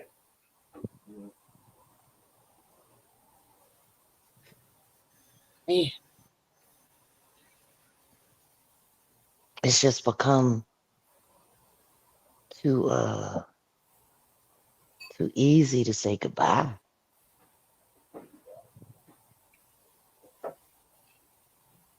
Yeah. Do you think more people's eyes are open now because of the Diddy case? Absolutely. Yeah. Absolutely. I do. Absolutely. And I think part of the reason why their eyes are so open is because for a while now, people have been hearing me standing out there saying, this is happening, this is happening, it's happening right there, it's happening right there, it's happening under your nose, it happened to her, it happened to him. And, they watched. And I think for a while, a lot of people, they didn't care about the history. They just wanted to see who was going to shut me down. They wanted to see who was going to shut me up. This is something I really don't understand. I might get it sooner or later, and I hope I don't get it. But people are concentrating on you more than they need to. they're using you as the distraction from what's really I going know. on. Is that I is that know. is that it? Oh no, Yeah. that they've turned the greatest advocate into the greatest distraction, or at least Yeah. tried to. Yeah. You know, and that's why I work so hard at dispelling the distractions. Mm-hmm. But now in this technology age, when all somebody has to do is spend a couple of months around you, Mm-hmm. you know, online, not even know you in person, never, Yep. nothing. Apparently, that's enough to say, I know this person well enough to say she's terrible, she's this, she's that. Like I heard some idiot online arguing about the difference between defamation and commentary and real receipts and no receipts. But are your receipts real if they're all altered and AI? Then No. I don't understand. Right. No, I don't understand, absolutely which is not real. why I'm really excited about the Demore Hadley story. I'm really Mm-hmm. excited about that because I get to show people exactly Mm-hmm. what I've been talking about, and it has nothing to do with me for once. Yeah, yeah, it's fantastic. Yes. Yes.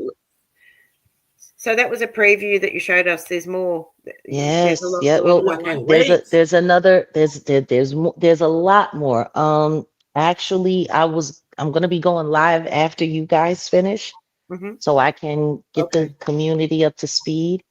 And I really hope that all of you Yay. guys um will really help us promote this story, share Mm. this story We out.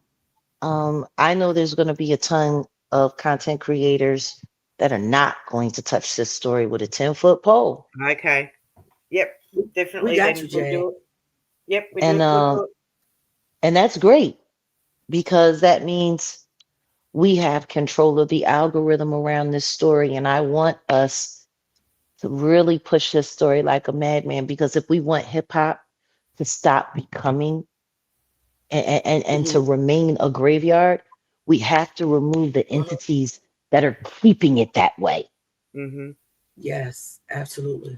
And Rock Jack, Nation, mhm. yeah. I was thinking about doing a live watch party when it drops, if you don't mind. Oh, I think everybody should please. do it on their channel because we all have other viewers that are not a part of the Jag family do come to our channel. So I think that we all That's should right. broadcast it Yes. live. Yes. Yes. I don't have And a with you. problem with that. Please speak with the producer of the channel, but pushing it out as much as possible would be great. And because of the amount of content that we created with Demore, this is not going to be a one-shot video. This is going to be a series. So we're going to be Yes. having multiple episodes. And And I'm going to be, if I'm she sorry. doesn't, no, my bad. I'm sorry. No, go If ahead, she, please. Demore said, and her attorney said, if she doesn't get gagged, then she's open to expand more with a podcast. I told her about the podcast, so we will be doing more of the story in podcast format. Okay. So she's open to that. So yeah, you guys Okay. could, I mean, do whatever y'all want with it. It's all good. For the Okay. family, All for right. the Yep. family and Yes. affiliated channels, anybody else who tries to Right. use any of this content for anything, you're struck. It's just that simple. The story is too important Right. to be misused or Mm-hmm. I'm not even gonna lie. We did the interview. We sat Uh-huh. down. It was intense. But they're Wow. I threatening to can't put a wait. gag order It's on her. Yeah, Right. they're threatening to put a gag what? order on her. Yeah. So we got the interview done before the ruling. Great. So even if she can't speak, we can speak for her That's with right. Yes. all of With the more face out. evidence. But Go when ahead. you guys see, like if you think that teaser was something, and there's going to be a longer trailer coming, and then that first episode, it's gonna drop, and it's yeah, it's a lot. It's a lot. But when I looked at how the AI evidence was used to destroy her life and her husband's life. And I think about some of the stuff that has been used against me in my cases, Mm-hmm. because I can tell you for a fact that when they put a white warrant on me and used my second ex-husband to do so, that the picture that they showed the doctor saying that that was me, it was AI'd by one of these YouTubers. I'm not going to say the name, Mm-hmm. but I know who it came from. Yeah. Mm-hmm. They Wow. like, can you imagine? I can't. No. Ain't got no life. I can't. No, it's not The even thing. about not having a life. The simple fact that you could sit there and you can alter images and then say, hey, this is this person for real. Put them away, Yeah. lock them Yeah. away. Yeah. Like, Yeah. no, Right. gee. That's not even not having a life. That's you trying to take somebody's life by duplicitous means. Mm-hmm. Exactly. Yeah. Cold. That's evil, Yep. pure evil. And for this to happen to this woman, strictly because she chose a different path and just wanted a normal, regular life and didn't want to be controlled, and met a great guy. And he wanted the same thing. This is what happens to you? The camera is just it's criminal. It's so criminal. Yeah. So they're putting a, Camera and technology. All depending on whose so hands it's in. Mm-hmm. Yeah. right. So they're putting a gag order on her because of you on her channel? Is that what No. the gag order is They were about? putting a Or is gag it order on her okay? because of the lawsuit, period, and to stop her from doing any more press because everyone that tried to talk about it, there was already fake copyright strikes put on. NBC got a fake copyright strike. Wow. Wow. Like this is like, but see, coming after me, that's a little bit different. Mm-hmm. Coming after our community, that's a little bit different. Because if you Okay. come after me and I'm doing nothing but sharing fair use commentary with facts and all of these things are verifiable and Mm-hmm. everything is true. If you come after me, It that's gonna look a looks lot crazy. different. Yeah. It looks what I do. No, I said, yeah, it's just gonna look crazy. So Right. Yeah. Yeah. it's gonna look obvious. We'll say that. Right. Mm-hmm. What I will Okay. say I get you. is that her story, and we're prepared to fight back. Yeah. We got to fight for this story because people need to know why hip hop was made a graveyard and that Right. now the undertakers are reaching out into normal society and Yeah. normal life. Exactly. Yeah. Yeah. Exactly. And I really want to have another look at that that video, that footage. Are we going to get another look at that? Oh yeah. I Oh yeah. really want to see that. Which That one? The The AI AI footage. video? yeah, the She glitchy one posted with it. Well, the blurring. spoiler alert, Mm-hmm. the More was very impressed with my AI detective skills. Mm. And she Yeah. breaks down the whole story Oh, good. in the Oh yeah. series. She runs it all the way down. And the audio. It's a lot. It's a lot. And the Wow. audio. Awesome. Awesome. But Did you pick up oof, some things? Did you pick up some things, Jag, that she missed? well, no, not that she missed. It's just she had never had anyone pick out all of the things that were wrong and be able to fill in the blanks and explain what was missing from the picture. And when you hear what she has to say, Oh wow. people are going to be very, very, very surprised at how keen Jag's eye is. Yeah. Not Literally, me. spot Not on. me. Yeah. I already knew. I won't be surprised. No, we're not surprised or impressed, Jag. I'm We not already gonna be knew. surprised about that. What I will say is this, it's Yeah, because of that video that she reached out to us. Mm, So I must have done something right. yeah. Oh, this is so exciting. How long do we have to wait? Well, Not long. your last name The- is Wright. listen to me. The journey begins this week. The Right. journey begins this week, Okay. and And anybody in the family that wants, well, we're gonna roll it all out. We gotta have that meeting, but we want y'all to help as well. So yeah, we need to have a meeting. We won't be doing it on normal channels. We're going to be doing it backdrop. I have all the phone numbers added to the new phone group because what we want to be able to do is for all of you who want to get involved in helping us, launch this story and propel this story out there into the ether sphere. We want to be able to give each one of you specific things that you can focus on with the actual receipts. yep, Wow. because we have the receipts. And shout out to my boy Dewan B. He has a big platform. He's gonna chime in as well. And there's specific nuances within this story that even like you, Auntie Leah, you already were talking about graveyard. Exactly. Right. Tory Lane's career is basically a graveyard right now, but it can be resurrected. There's certain elements that you should definitely look into when we and I'll make sure y'all have everything that y'all need. And then there's a TMZ element, which is all like, man, Jag, man, man, we about to have fun. Like this is about to TMZ, TMZ, yeah. I can't even, man, Yeah. too many zebras. I'm gonna take care of it. I'm taking care of TMZ. I mean, when it's just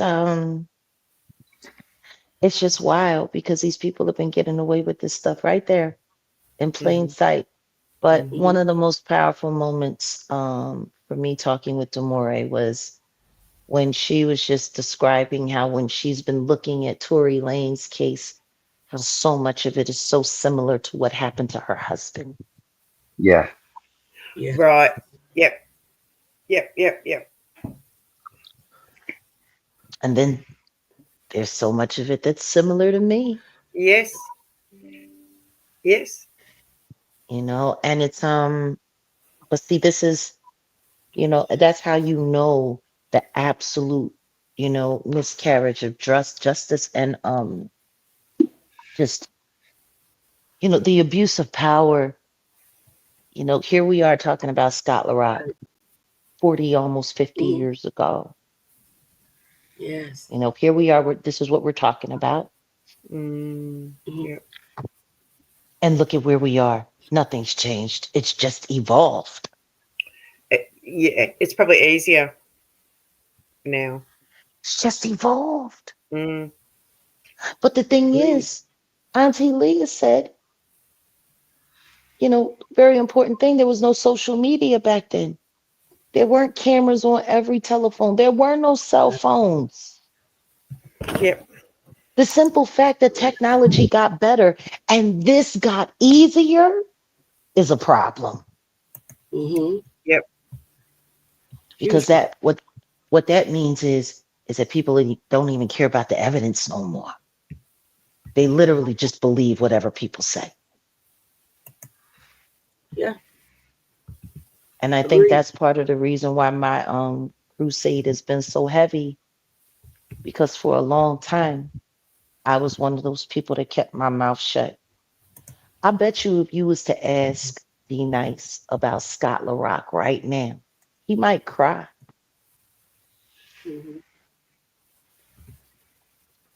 Because if it wasn't for D Nice learning and being up under tutelage of Scott LaRock, would he even be who he is today? He wouldn't. And Scott LaRock Jr., Scott Jr. said that D Nice was the only one that took care of Scott LaRock's kids, that KRS-One didn't say a word, didn't help them, didn't even talk to D Nice for like 25 years. I think KRS-One lined Scott LaRock up. Allegedly. I mean, the truth is he had the most to gain. He did. He had the most to gain. Of everybody in that crew, he was the most alone. You know, he was the most He has his insecure. Yeah. Yeah. You know, He and has desperate his people accomplice. do desperate things. Yeah. And that's all it takes. It just takes one Judas. I know who the Judas was in the Roots crew. Mm-hmm. The initial one, Amir Questlove Thompson. Amir Questlove Thompson, and then Tariq Black Thought Trotter said, well, I like dressing nice and I like people thinking I'm rich. So sure, let's just do it. Wow. Y'all, I'm Got just that, taking notes. You gotta know. you know?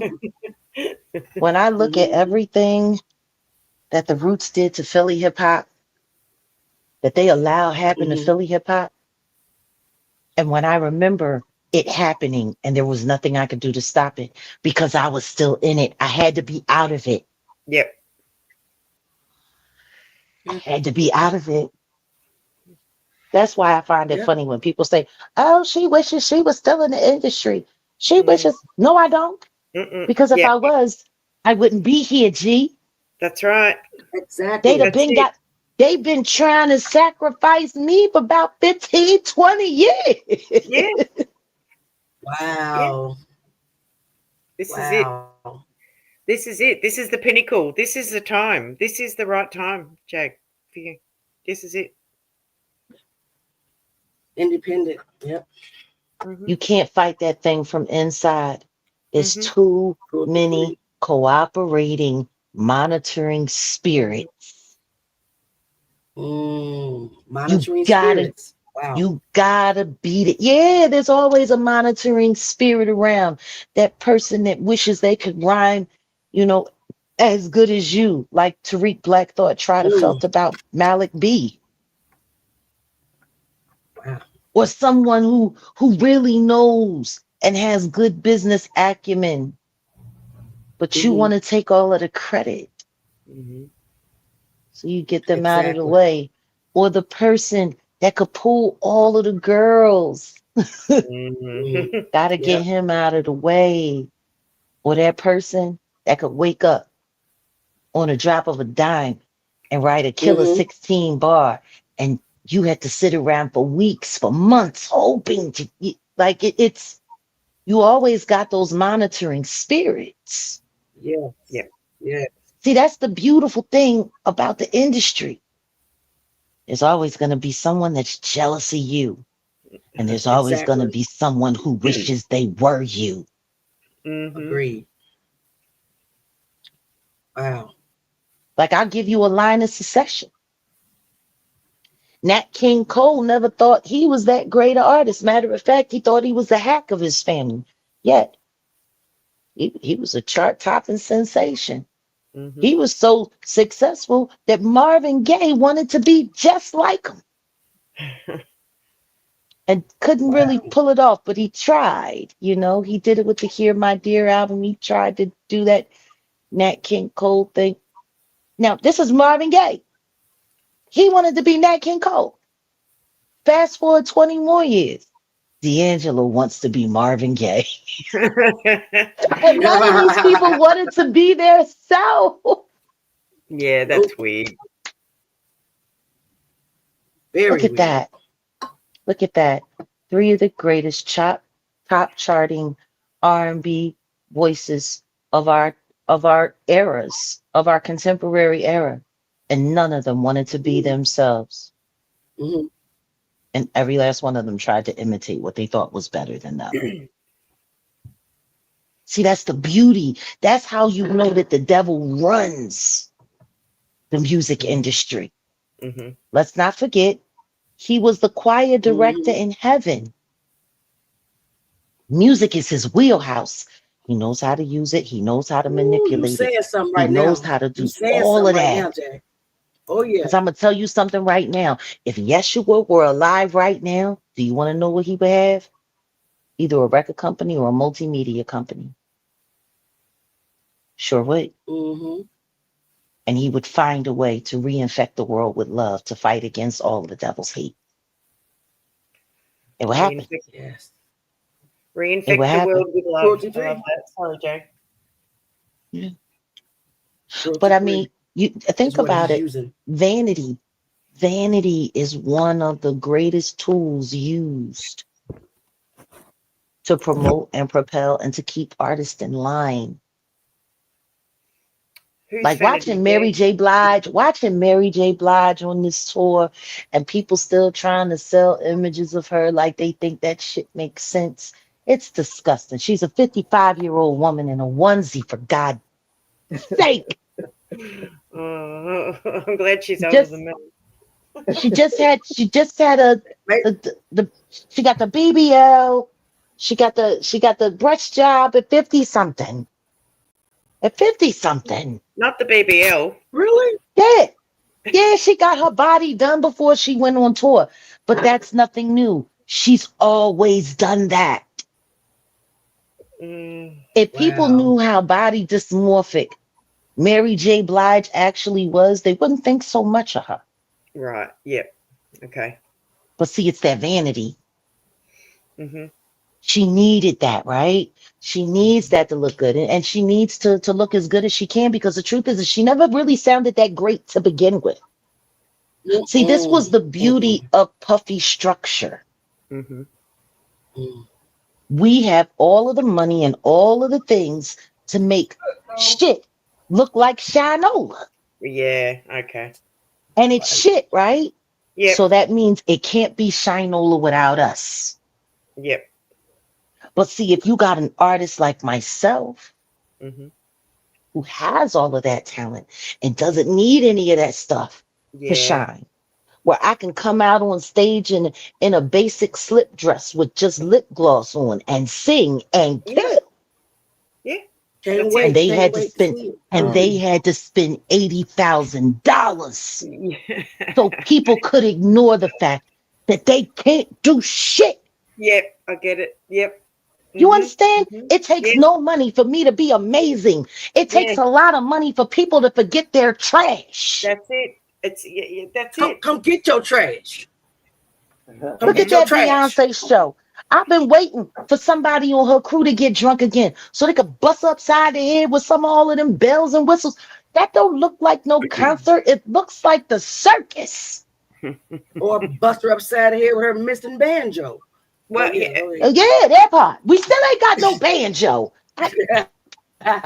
And it really disgusts me, because I'll never forget, before she hired Lay Twins to come and dance for her, I was in the studio and I had written a song, and I was writing the treatment for the video, and I sent it to a friend of mine who was a videographer, and I told him, for this video, I need to hire Lay Twins. I need them. And the next thing you know, I found out 2.5 months later, they had just signed with Beyonce, and they were under exclusive contract and couldn't work with anybody else. Wow. I had never heard her even talk about loving street dance. Like nothing. I remember when Lay Twins first hit the street, I used to see them. They used to come to all of the hip hop shows. And when I was in Paris, they were at all of the hip hop, like, yeah. And now they're just Beyonce's puppets on stage. Are they the dancers? Is that who you're talking Yeah, about? the twins. Yeah, Lay Twins. I remember, listen to me. Two of my friends who are professional dancers who have studios and all of that. I remember when I first found out about these guys. Actually, the first time I saw them was in Germany. I believe it was it Munich or was it Berlin? Yeah. Like, I've been following them since forever, and now they're Rock Nation slaves. Wow. So, I think I've seen these guys. Were they on World They're of very Dance? tall. Yes, they're very tall. Okay. They're very French. They're beautiful almond complected Frenchmen. And I mean, they literally have the ability to mirror each other. But I could never work with them again. And not because they signed to the baby, but because I know that they didn't have to do the devil stuff. I don't want that around me. Yeah. Okay. You're not gonna bring the Baphomet all of Ooh, I'm putting together a video about that. Go ahead. But the thing is after they did, because they was in one of, was it the Transformer movie or something like that? One of those movies they was in there. That was their big payoff. They got to be in that movie. And guess what? They was in that movie and still don't nobody really know who the fuck they are unless they on stage with that weird bitch. See, Yeah. but that's the thing. Real talent has been held hostage. Yeah, for sure. And guess what? If you want to work, you got to work with the wackies. You got to work with the no talents. You got to work with them. Exactly. You got to do that because they got all of the money. Oh, you don't want to conform. You don't want to be naked. You don't want to be a whore. Well, then all you're good enough to do is write. You can write for the people who are willing to do it. And this was Yeah. Puff's plan. Get Britney rid of Spears talent. said she couldn't do one dance. She didn't want to do one dance move, and then before you know it, that's when she was on the censorship, conservatorship. What? Yeah, she just because she didn't want to do one dance move. Wow, that's crazy. It's utter control. But see, they don't want you feeling like you have options. And when you're true talent, you got options. Right. These people, the Beyoncé's, she ain't got no options. She needs all them bells and whistles. She needs all the liars. She needs all the bots. She needs, we all need it. Did anybody see any of the J-Lo performance for the American Music Awards? Apparently the one where she auditioned or practiced so hard that she ended up having to get a nose job. What? How What? convenient. How convenient. A nose job. But what is up with all of these women in these onesies, these sparkly onesies and their skivvies? And then she sitting there, and she's trying to be futuristic and No.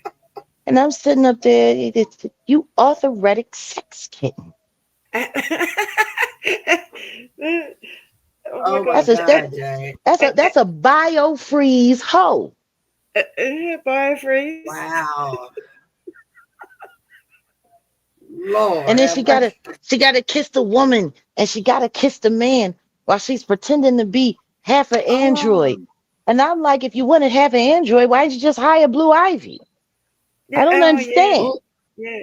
And you know the funny thing is I actually follow the woman that she kissed on Instagram, and I had no idea, and I saw she's like, you know, have a look at this. This is my first kiss, and I'm like, is that J-Lo? What's this?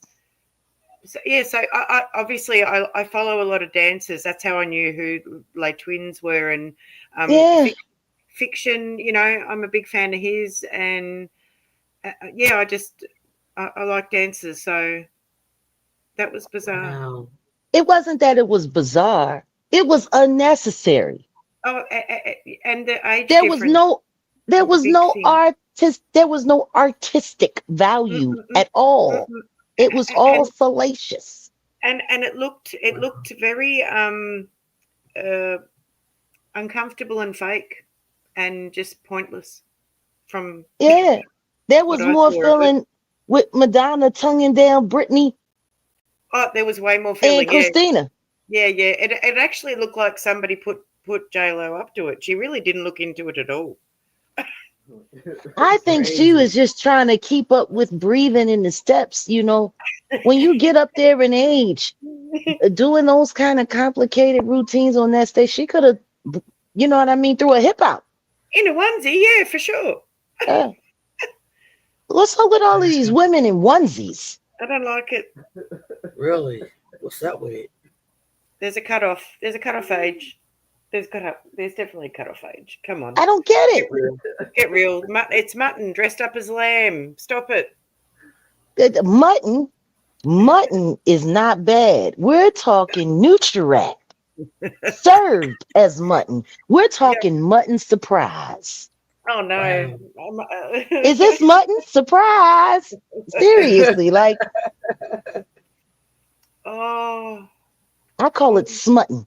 Lettuce, smutton, and tomato.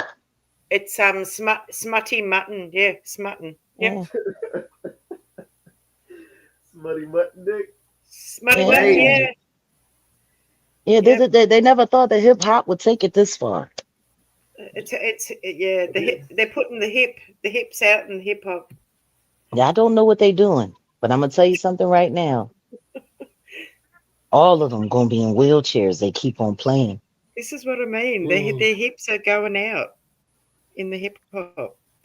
It's like hip hop, but not hip hop. Geriatric sex kittens. Oh, no. Jack, you can't say those two words together. It gives you like a fright when you say, yeah, geriatric sex kittens. No, Yeah. you've got to check. No, you can't put those two words together. That's gross. You know, like Eddie Murphy's, the one he played the grandma. Stripper man. Oh, stripper man. You know? You guys know me. Man. We gotta have a little bit of levity. This stuff could be depressing. We should. Oh yeah, we've got to have a love lot of it. levity. Absolutely. We've got to have a lot of levity. And one day during one of your live streams, Jag, yeah, when you dropped the as soon as you dropped, some words about where's the damn banjo. I don't know if you know, you might know, but during that live stream of yours, I very quickly wrote the quickest song I've ever written and made it and put it out there. Fabulous. And I've got it lined up. I've got it lined up for you, Auntie Leah, in the backdrop there. Okay. I'm If you want to trying to hear tell it. you. I did this. Oh, This right was here, my right fast. here. Yep, that was my fastest song ever, Jag, and I did it during one of your live streams and uploaded it to YouTube. I just did it like crazy fast. But that's inspiration, and I like that because that's what we're supposed to do. We're supposed to be inspiring each other, not setting each other up. Well, absolutely. Yep, you inspired me, and I even did a little video for it. It's up there. Can we Nick. give it a play? Go ahead. All right, I'll hit play. Here we go. Where's the banjo?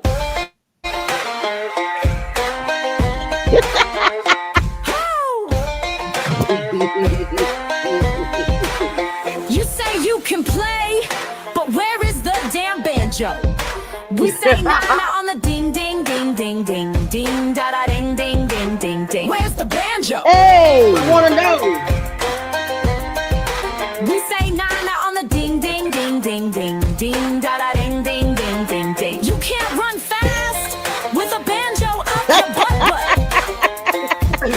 Ding ding ding ding ding ding da da ding ding ding ding ding. You say you can play, where is the damn banjo? We say na na on the ding ding ding ding ding ding da da ding ding ding He ding. knocked on Nick. Yeah, nah, you can't play. I love it. Ding ding ding ding ding ding da da ding. Gotta turn this into a track. In your dreams, where is the damn banjo? Where the banjo? Only in Jaguar country. Jag country. Bad work, babe. Where's the banjo? Please, someone tell me, because it hasn't been on the tour at all. Everything has made an appearance on her stage except for the banjo. Oh, I think you got Oh my God. Nick. You got a troll in your house. yeah, Uh-oh.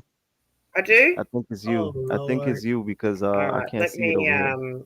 remove that. Let me get over I there. don't see you up there. Where's? It's Oh, the I net. do. You see it? Yeah, I got him. Yeah, I got him. Who is it? And don't come over here because we don't do trolls either. We don't want to promote the page unless you Yeah, want we don't to do No, They I always just wanna go make where sure- they think if you ain't see nobody him- watching. record it. If you see him, Jay, just wipe him, okay? Yeah, I can't do it from over here. It's Nick's page. I said All right, if we he got comes him. over here. Oh, Thank you already you. know. See, every time we have a good time, next thing you know, here they come. Exactly. Sick of them. The Oh, party poopers. The party poopers. well, I They're mean, boring. They're you boring. have to remember. You have to remember. They're hungry, hungry hippos. Mm-hmm. They got a lot of eating out there for them these days. They're They got to gobble each starving. other up. They're starving. Hey, Just weird. listen to me. Long as they ain't worried about nipping at me, we fine. Oh, Let them eat each other alive. I think they've got somebody new to nip at, and it's not none of us. Well, the sad thing about it is that in this time when there's so many interesting things happening in Mhm. entertainment, politics, all of that stuff, Mhm. you would think that they would try to find a way to actually create something decent for themselves. Because the truth is, all of this troll content, it has a shelf life. It goes nowhere. Yeah, it gets boring. You They're don't want to boring. be a you don't want to be a content creator. You just want to keep things going for engagement. And I think that's the saddest part about it. Because Very sad. while we're sitting over here talking about the effects that all of this has had Yep. on our community, on our psyches, just as a whole, when you look at all of the disinformation around the Diddy trial right now, it's embarrassing. Yep. It's Very. embarrassing. And Yep. Very.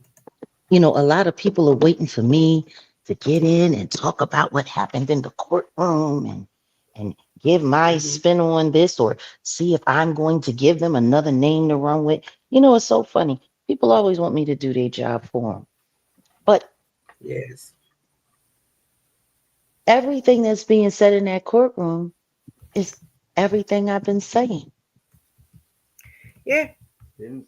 There is nothing that they are saying in the testimony that you are hearing from the people who are there that's anything different than what I've said. Absolutely. 100%. 100%. Nobody wants to talk about that. So I guess they want me to talk about what I've been already talking about. No. That's why we're moving on. Yeah, Because if we want hip hop to be what it was meant to be and not a graveyard, we got to hit the important conversations. So, the Demore Hadley story is a very important story, in my opinion. Very That's the one important. that you're dropping on, right? Mm-hmm. Very important. Yep. Because it shows exactly how far this business has degenerated. This industry has degenerated to the point where it's just become a people destroying machine. Mm-hmm. Exactly. Yeah. But that's all I got to say about that. Anybody else got something to say?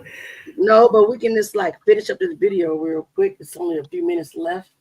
Okay. And, all right, hold on, guys. Bear with us. Wow.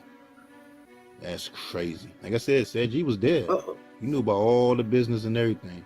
So make sure y'all check out that interview G did. And let me know what y'all think. He did one on Vlad TV too. He straight up said it. Scott Larson did. And another thing I want to point out is this.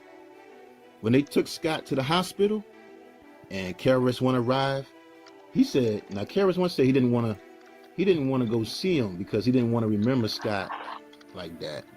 So, which is understandable. A lot of people don't they don't go to funerals. They don't want to see nobody in that kind of shape. They want to remember them smiling and everything, which is understandable. And now, look, MC Search was there. And MC Search from Third Base, he was there.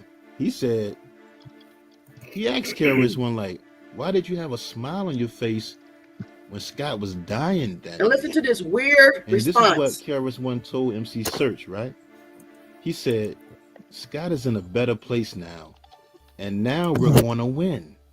Because half the crew is in the spirit realm and the other half of the group is on Earth.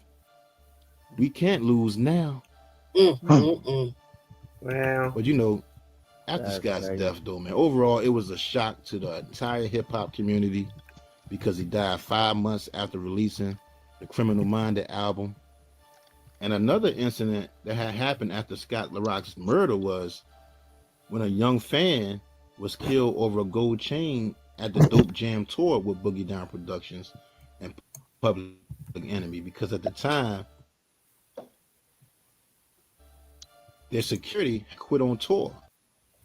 That sounds eerily similar. It wasn't that when Diddy threw that party or that celebrity basketball game at the college. It wasn't that his security wasn't there. He fired some of the security. So, and a lot of people died because of that negligence as well. So, same kind of story, kind of similar. People And dying. they had no security there, and that young kid got stabbed in the heart. That incident and Scott's death made KRS-One start the Stop the Violence movement and put out the song Self-Destruction, which was produced by D-Nice and Hank Shockley.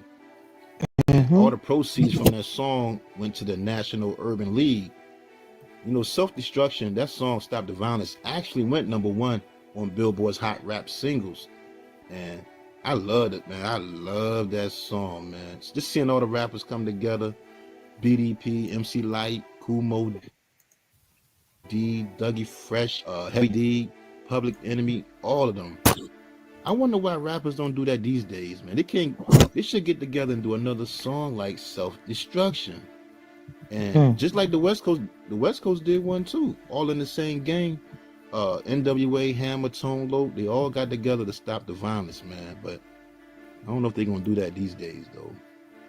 But you know, another thing, man, D-Nice, for years, D-Nice carried that guilt that it was all his fault that Scott LaRock got killed. And he felt KRS-One blamed him for his death. And for over 25 years, KRS-One didn't speak to D-Nice until years recently, and they're good now though, but you know, D-Nice always felt that it was his fault, man, that all that happened. Now, Scott LaRock Jr., Scott LaRock's son, he was 9 months old when his father was murdered, and he had some choice words about KRS-One. Yep. And basically he said KRS-One has done nothing for him ever. Wow. That's crazy, man. That's hard to believe. He said his father Scott would have never did that if the situation was reversed. He would have definitely took care of KRS-One's family because Scott's share should go to his son. Exactly. Absolutely. Shaking my head, man. I can't believe that, man. KRS-One is worth millions. And Scott LaRock Jr., you know, he said he lived in the projects his whole life, had a very rough childhood, which led to him going to prison and everything. Wow. But I know now he turned out to be a positive guy doing his thing, though. But if KRS-One did that, shaking my head, man, that's terrible, man. Scott LaRock Jr. said D-Nice was the only one to stay in contact with him at all those years. Wow. You know, you can check his interview out on Doggy Diamonds TV. Shouts out to Doggy Diamonds.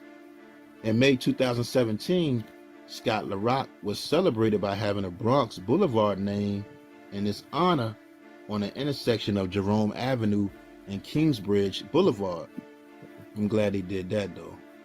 And it's crazy because it's been over 30 plus years since he's passed away. So y'all let me know, man. Y'all let me know, was this death an accident? Nope. Was it accidental? Because Scott squashed the beef between D-Nice and that guy. Straight lineup. It was his bodyguard who restarted the beef, and they really was shooting at him. But like said G from the Ultramagnetic said, it was a hit by that record label. They were about to leave, and they had a snipe on the roof. Wow. So, and I guess his death remains unsolved because the guys got off. Nobody would testify, and the guys just disappeared. Nobody ever seen the guys no more or nothing. Wow. So I don't know, man. I do. I just know it's sad, man, and tragic. I hope that Scott LaRock Jr.'s son could put out that Scott LaRock story. Yes. Turn into a movie, because This is the first tragedy in hip hop. This has to be on a big screen right here. Needs to be set in the West. Scott LaRock was only 25 years old. Yeah. Wow, man. So young in his prime. He would have been a powerhouse in hip hop. 25 years old. What? Rest in peace, man. Rest in peace.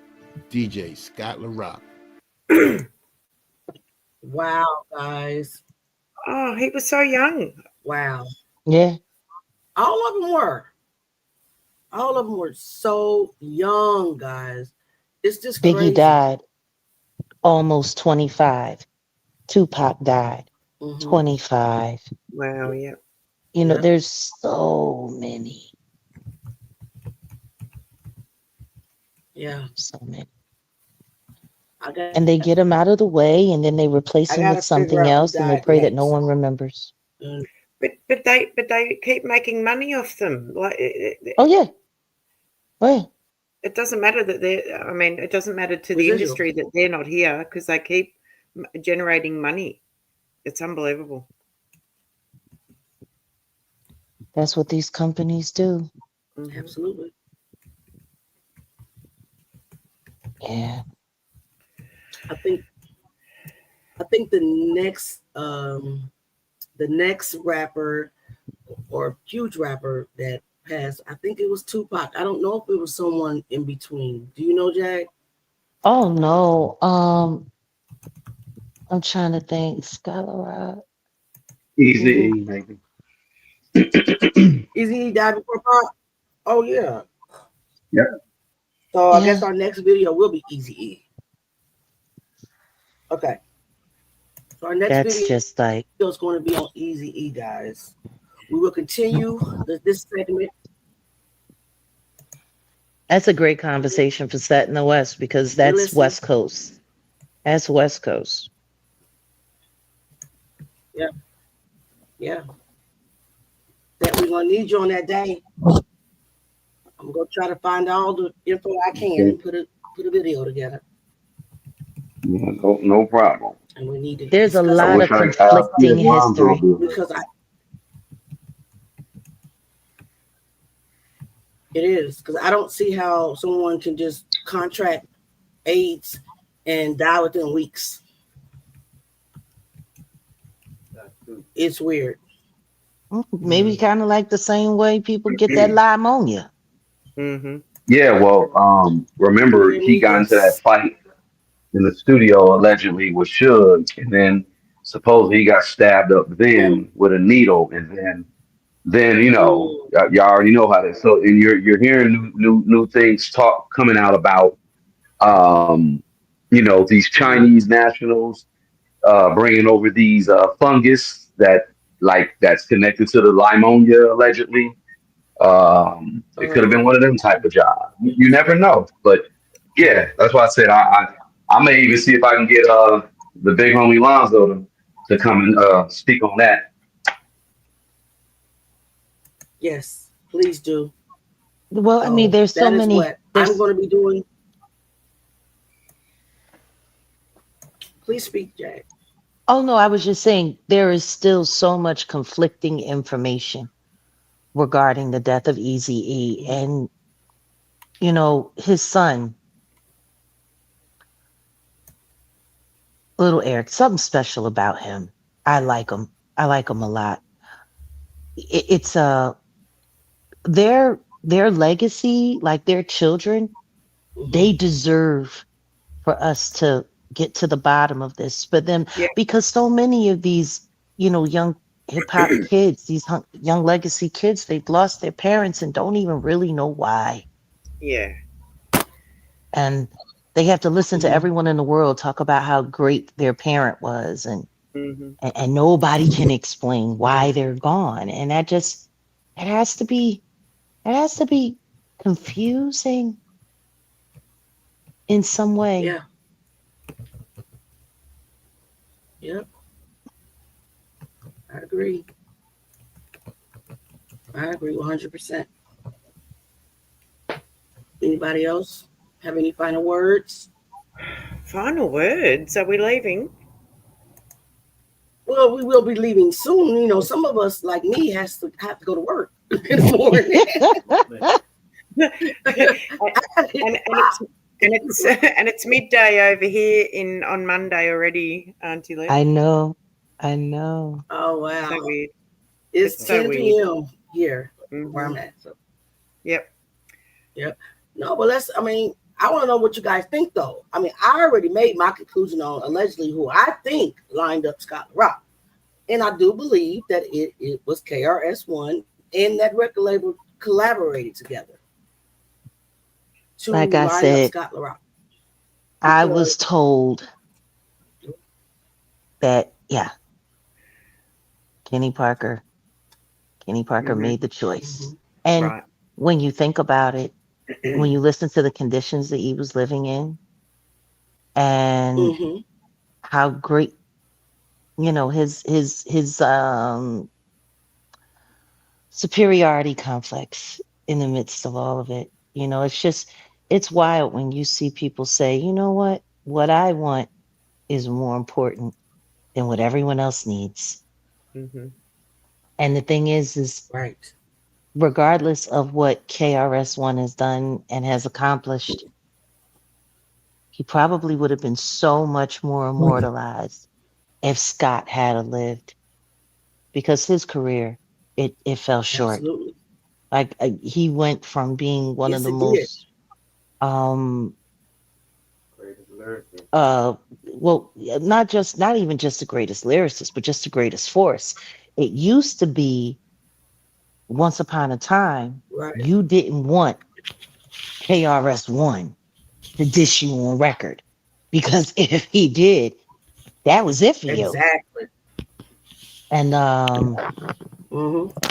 one day he went from that to just gone. Silent.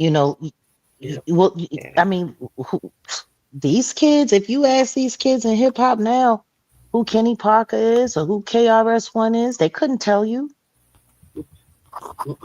And a lot of artists who took shortcuts, they burned bright, but when they disappeared, they disappeared. And it's funny because what they wanted was to be immortal, and they won't be again until they're dead. Now, you just gave me the biggest brainwave I've had so far this year, Jack. What? So, I'm a genealogist, right? Mm-hmm. I can attach this live stream that you've done, Auntie Leah, with you talking on it, Jag, and Odell and all of us, to Scott's to his profile on Ancestry permanently. Wow. Interesting. This is what I do. Sorry, and I haven't really touched on it before, but yes, I have got another channel which I need to drop in somebody's link here, and these are the things there. My genealogy. I need a few more. I need a few more subs so I can go live on that other channel and do all of this. I only need, I don't know, 20, Everybody, 24 please more. subscribe to Nick's Genealogy. Please subscribe to Nick's Genealogy channel. There's just dropped the link. Yep, and I'll drop it in yours as well. There's something about Mary. Drop the link. Yep. Oh, I thought it was in mine. It's in yours. Okay.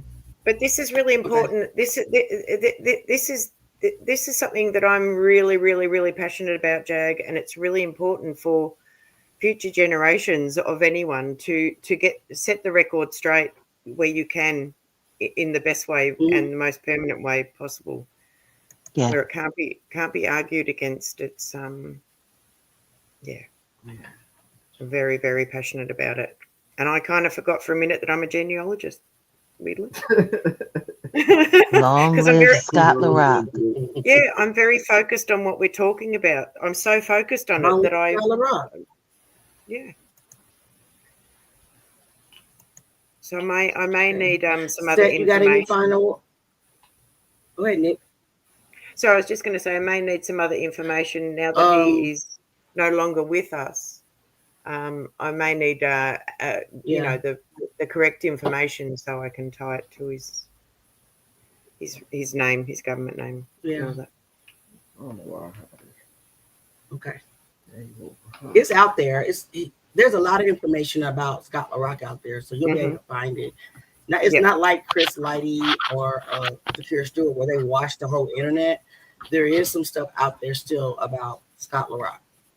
Yeah. Well, because people don't care about that story anymore because it happened so long ago.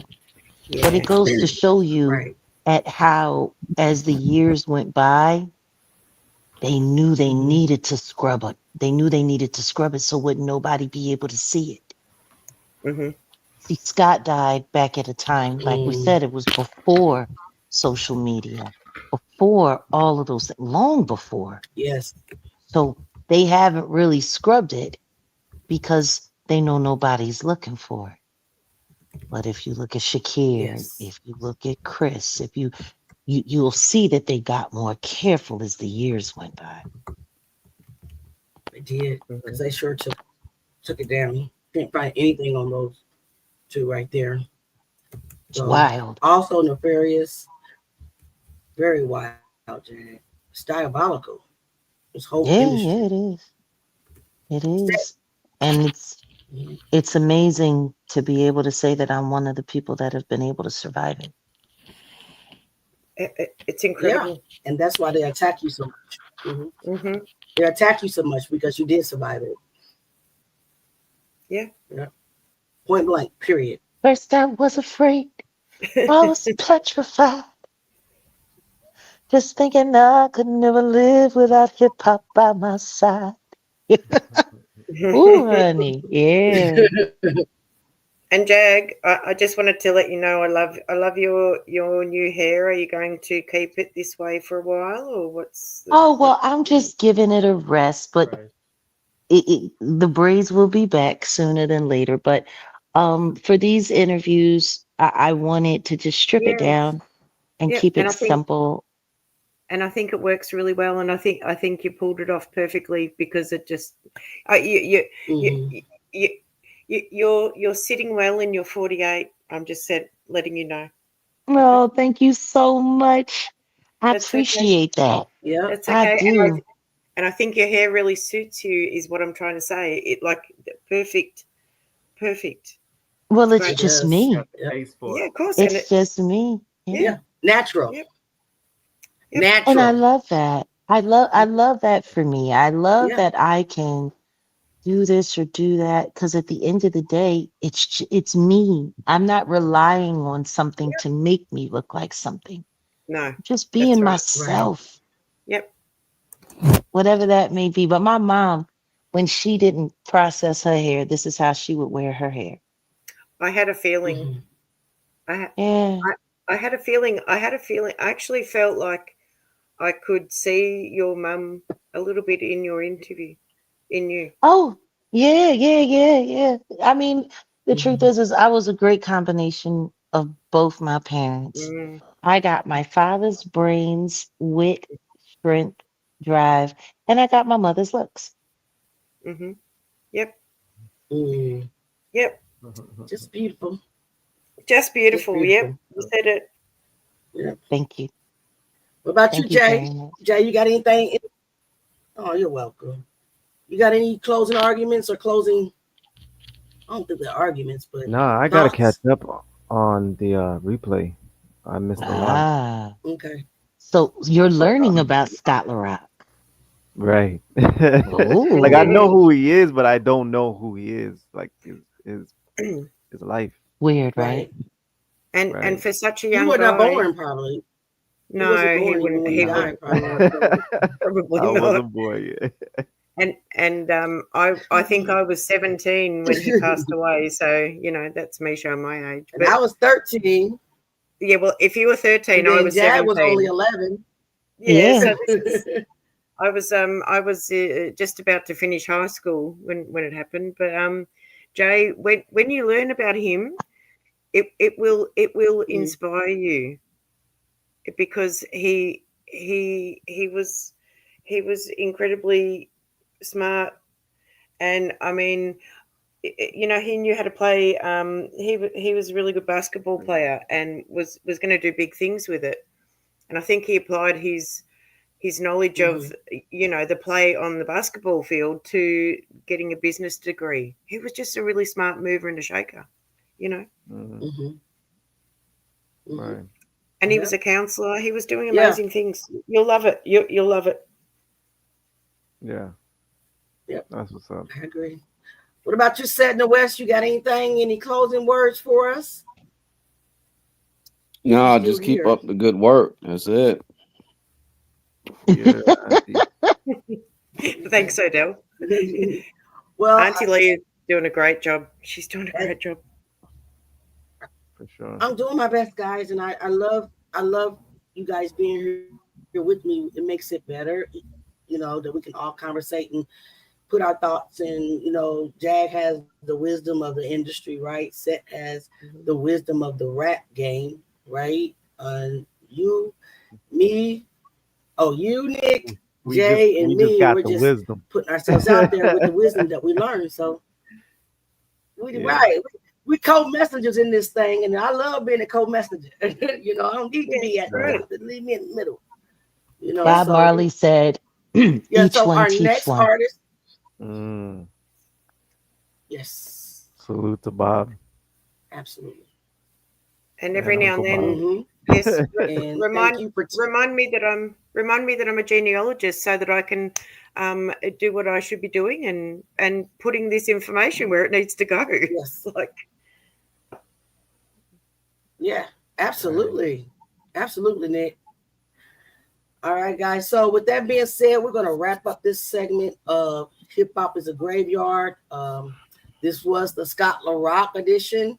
I got my suspect and I'm set on it. You know what I mean? You may have a different, view of things. It's all good. Freedom of speech or whatever. Our next artist will be Eazy-E. The tragic demise of Eazy-E. There was a lot that went into it that led up to it. He was beefing, with people, right? Okay. With his own ex-group members, beefing with Suge, just beefing with a lot of people. There's a lot of things that quirky that went on with him as well, as far as his record labels and stuff like that. So he's going to be a very interesting story as well. Sloan Bella had said it was a white man, an executive that that got him set up. She said it was I wouldn't be short white surprised. man. Yeah, we got to pull up. We got to pull up that clip if I can find it. But yeah, we'll get to Sloan Bella in the video, okay? Jamie Zach, listen. We're going to find it. Yep, and she does have a reading on Eazy-E. Yep. She has it on it. We will be I incorporating. just remember her talking about him in one of her lives. She has a whole video where I don't know what you call it, where they come to her, the dead people come to her, and she's able to channel them.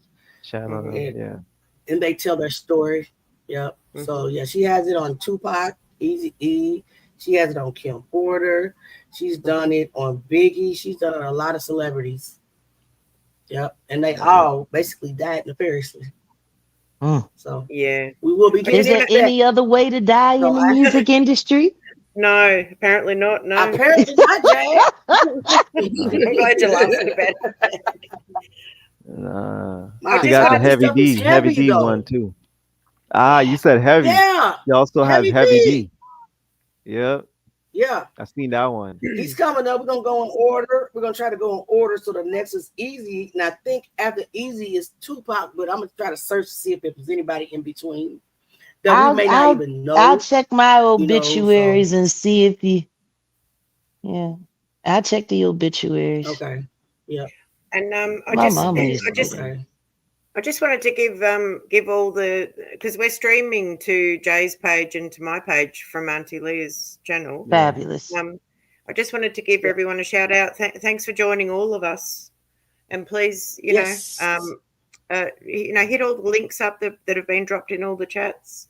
Come over to Auntie Leah's and hit the like as well. Please go over to Jay's, hit the like and subscribe. Yeah. Subscribe to the channels, guys. Yeah.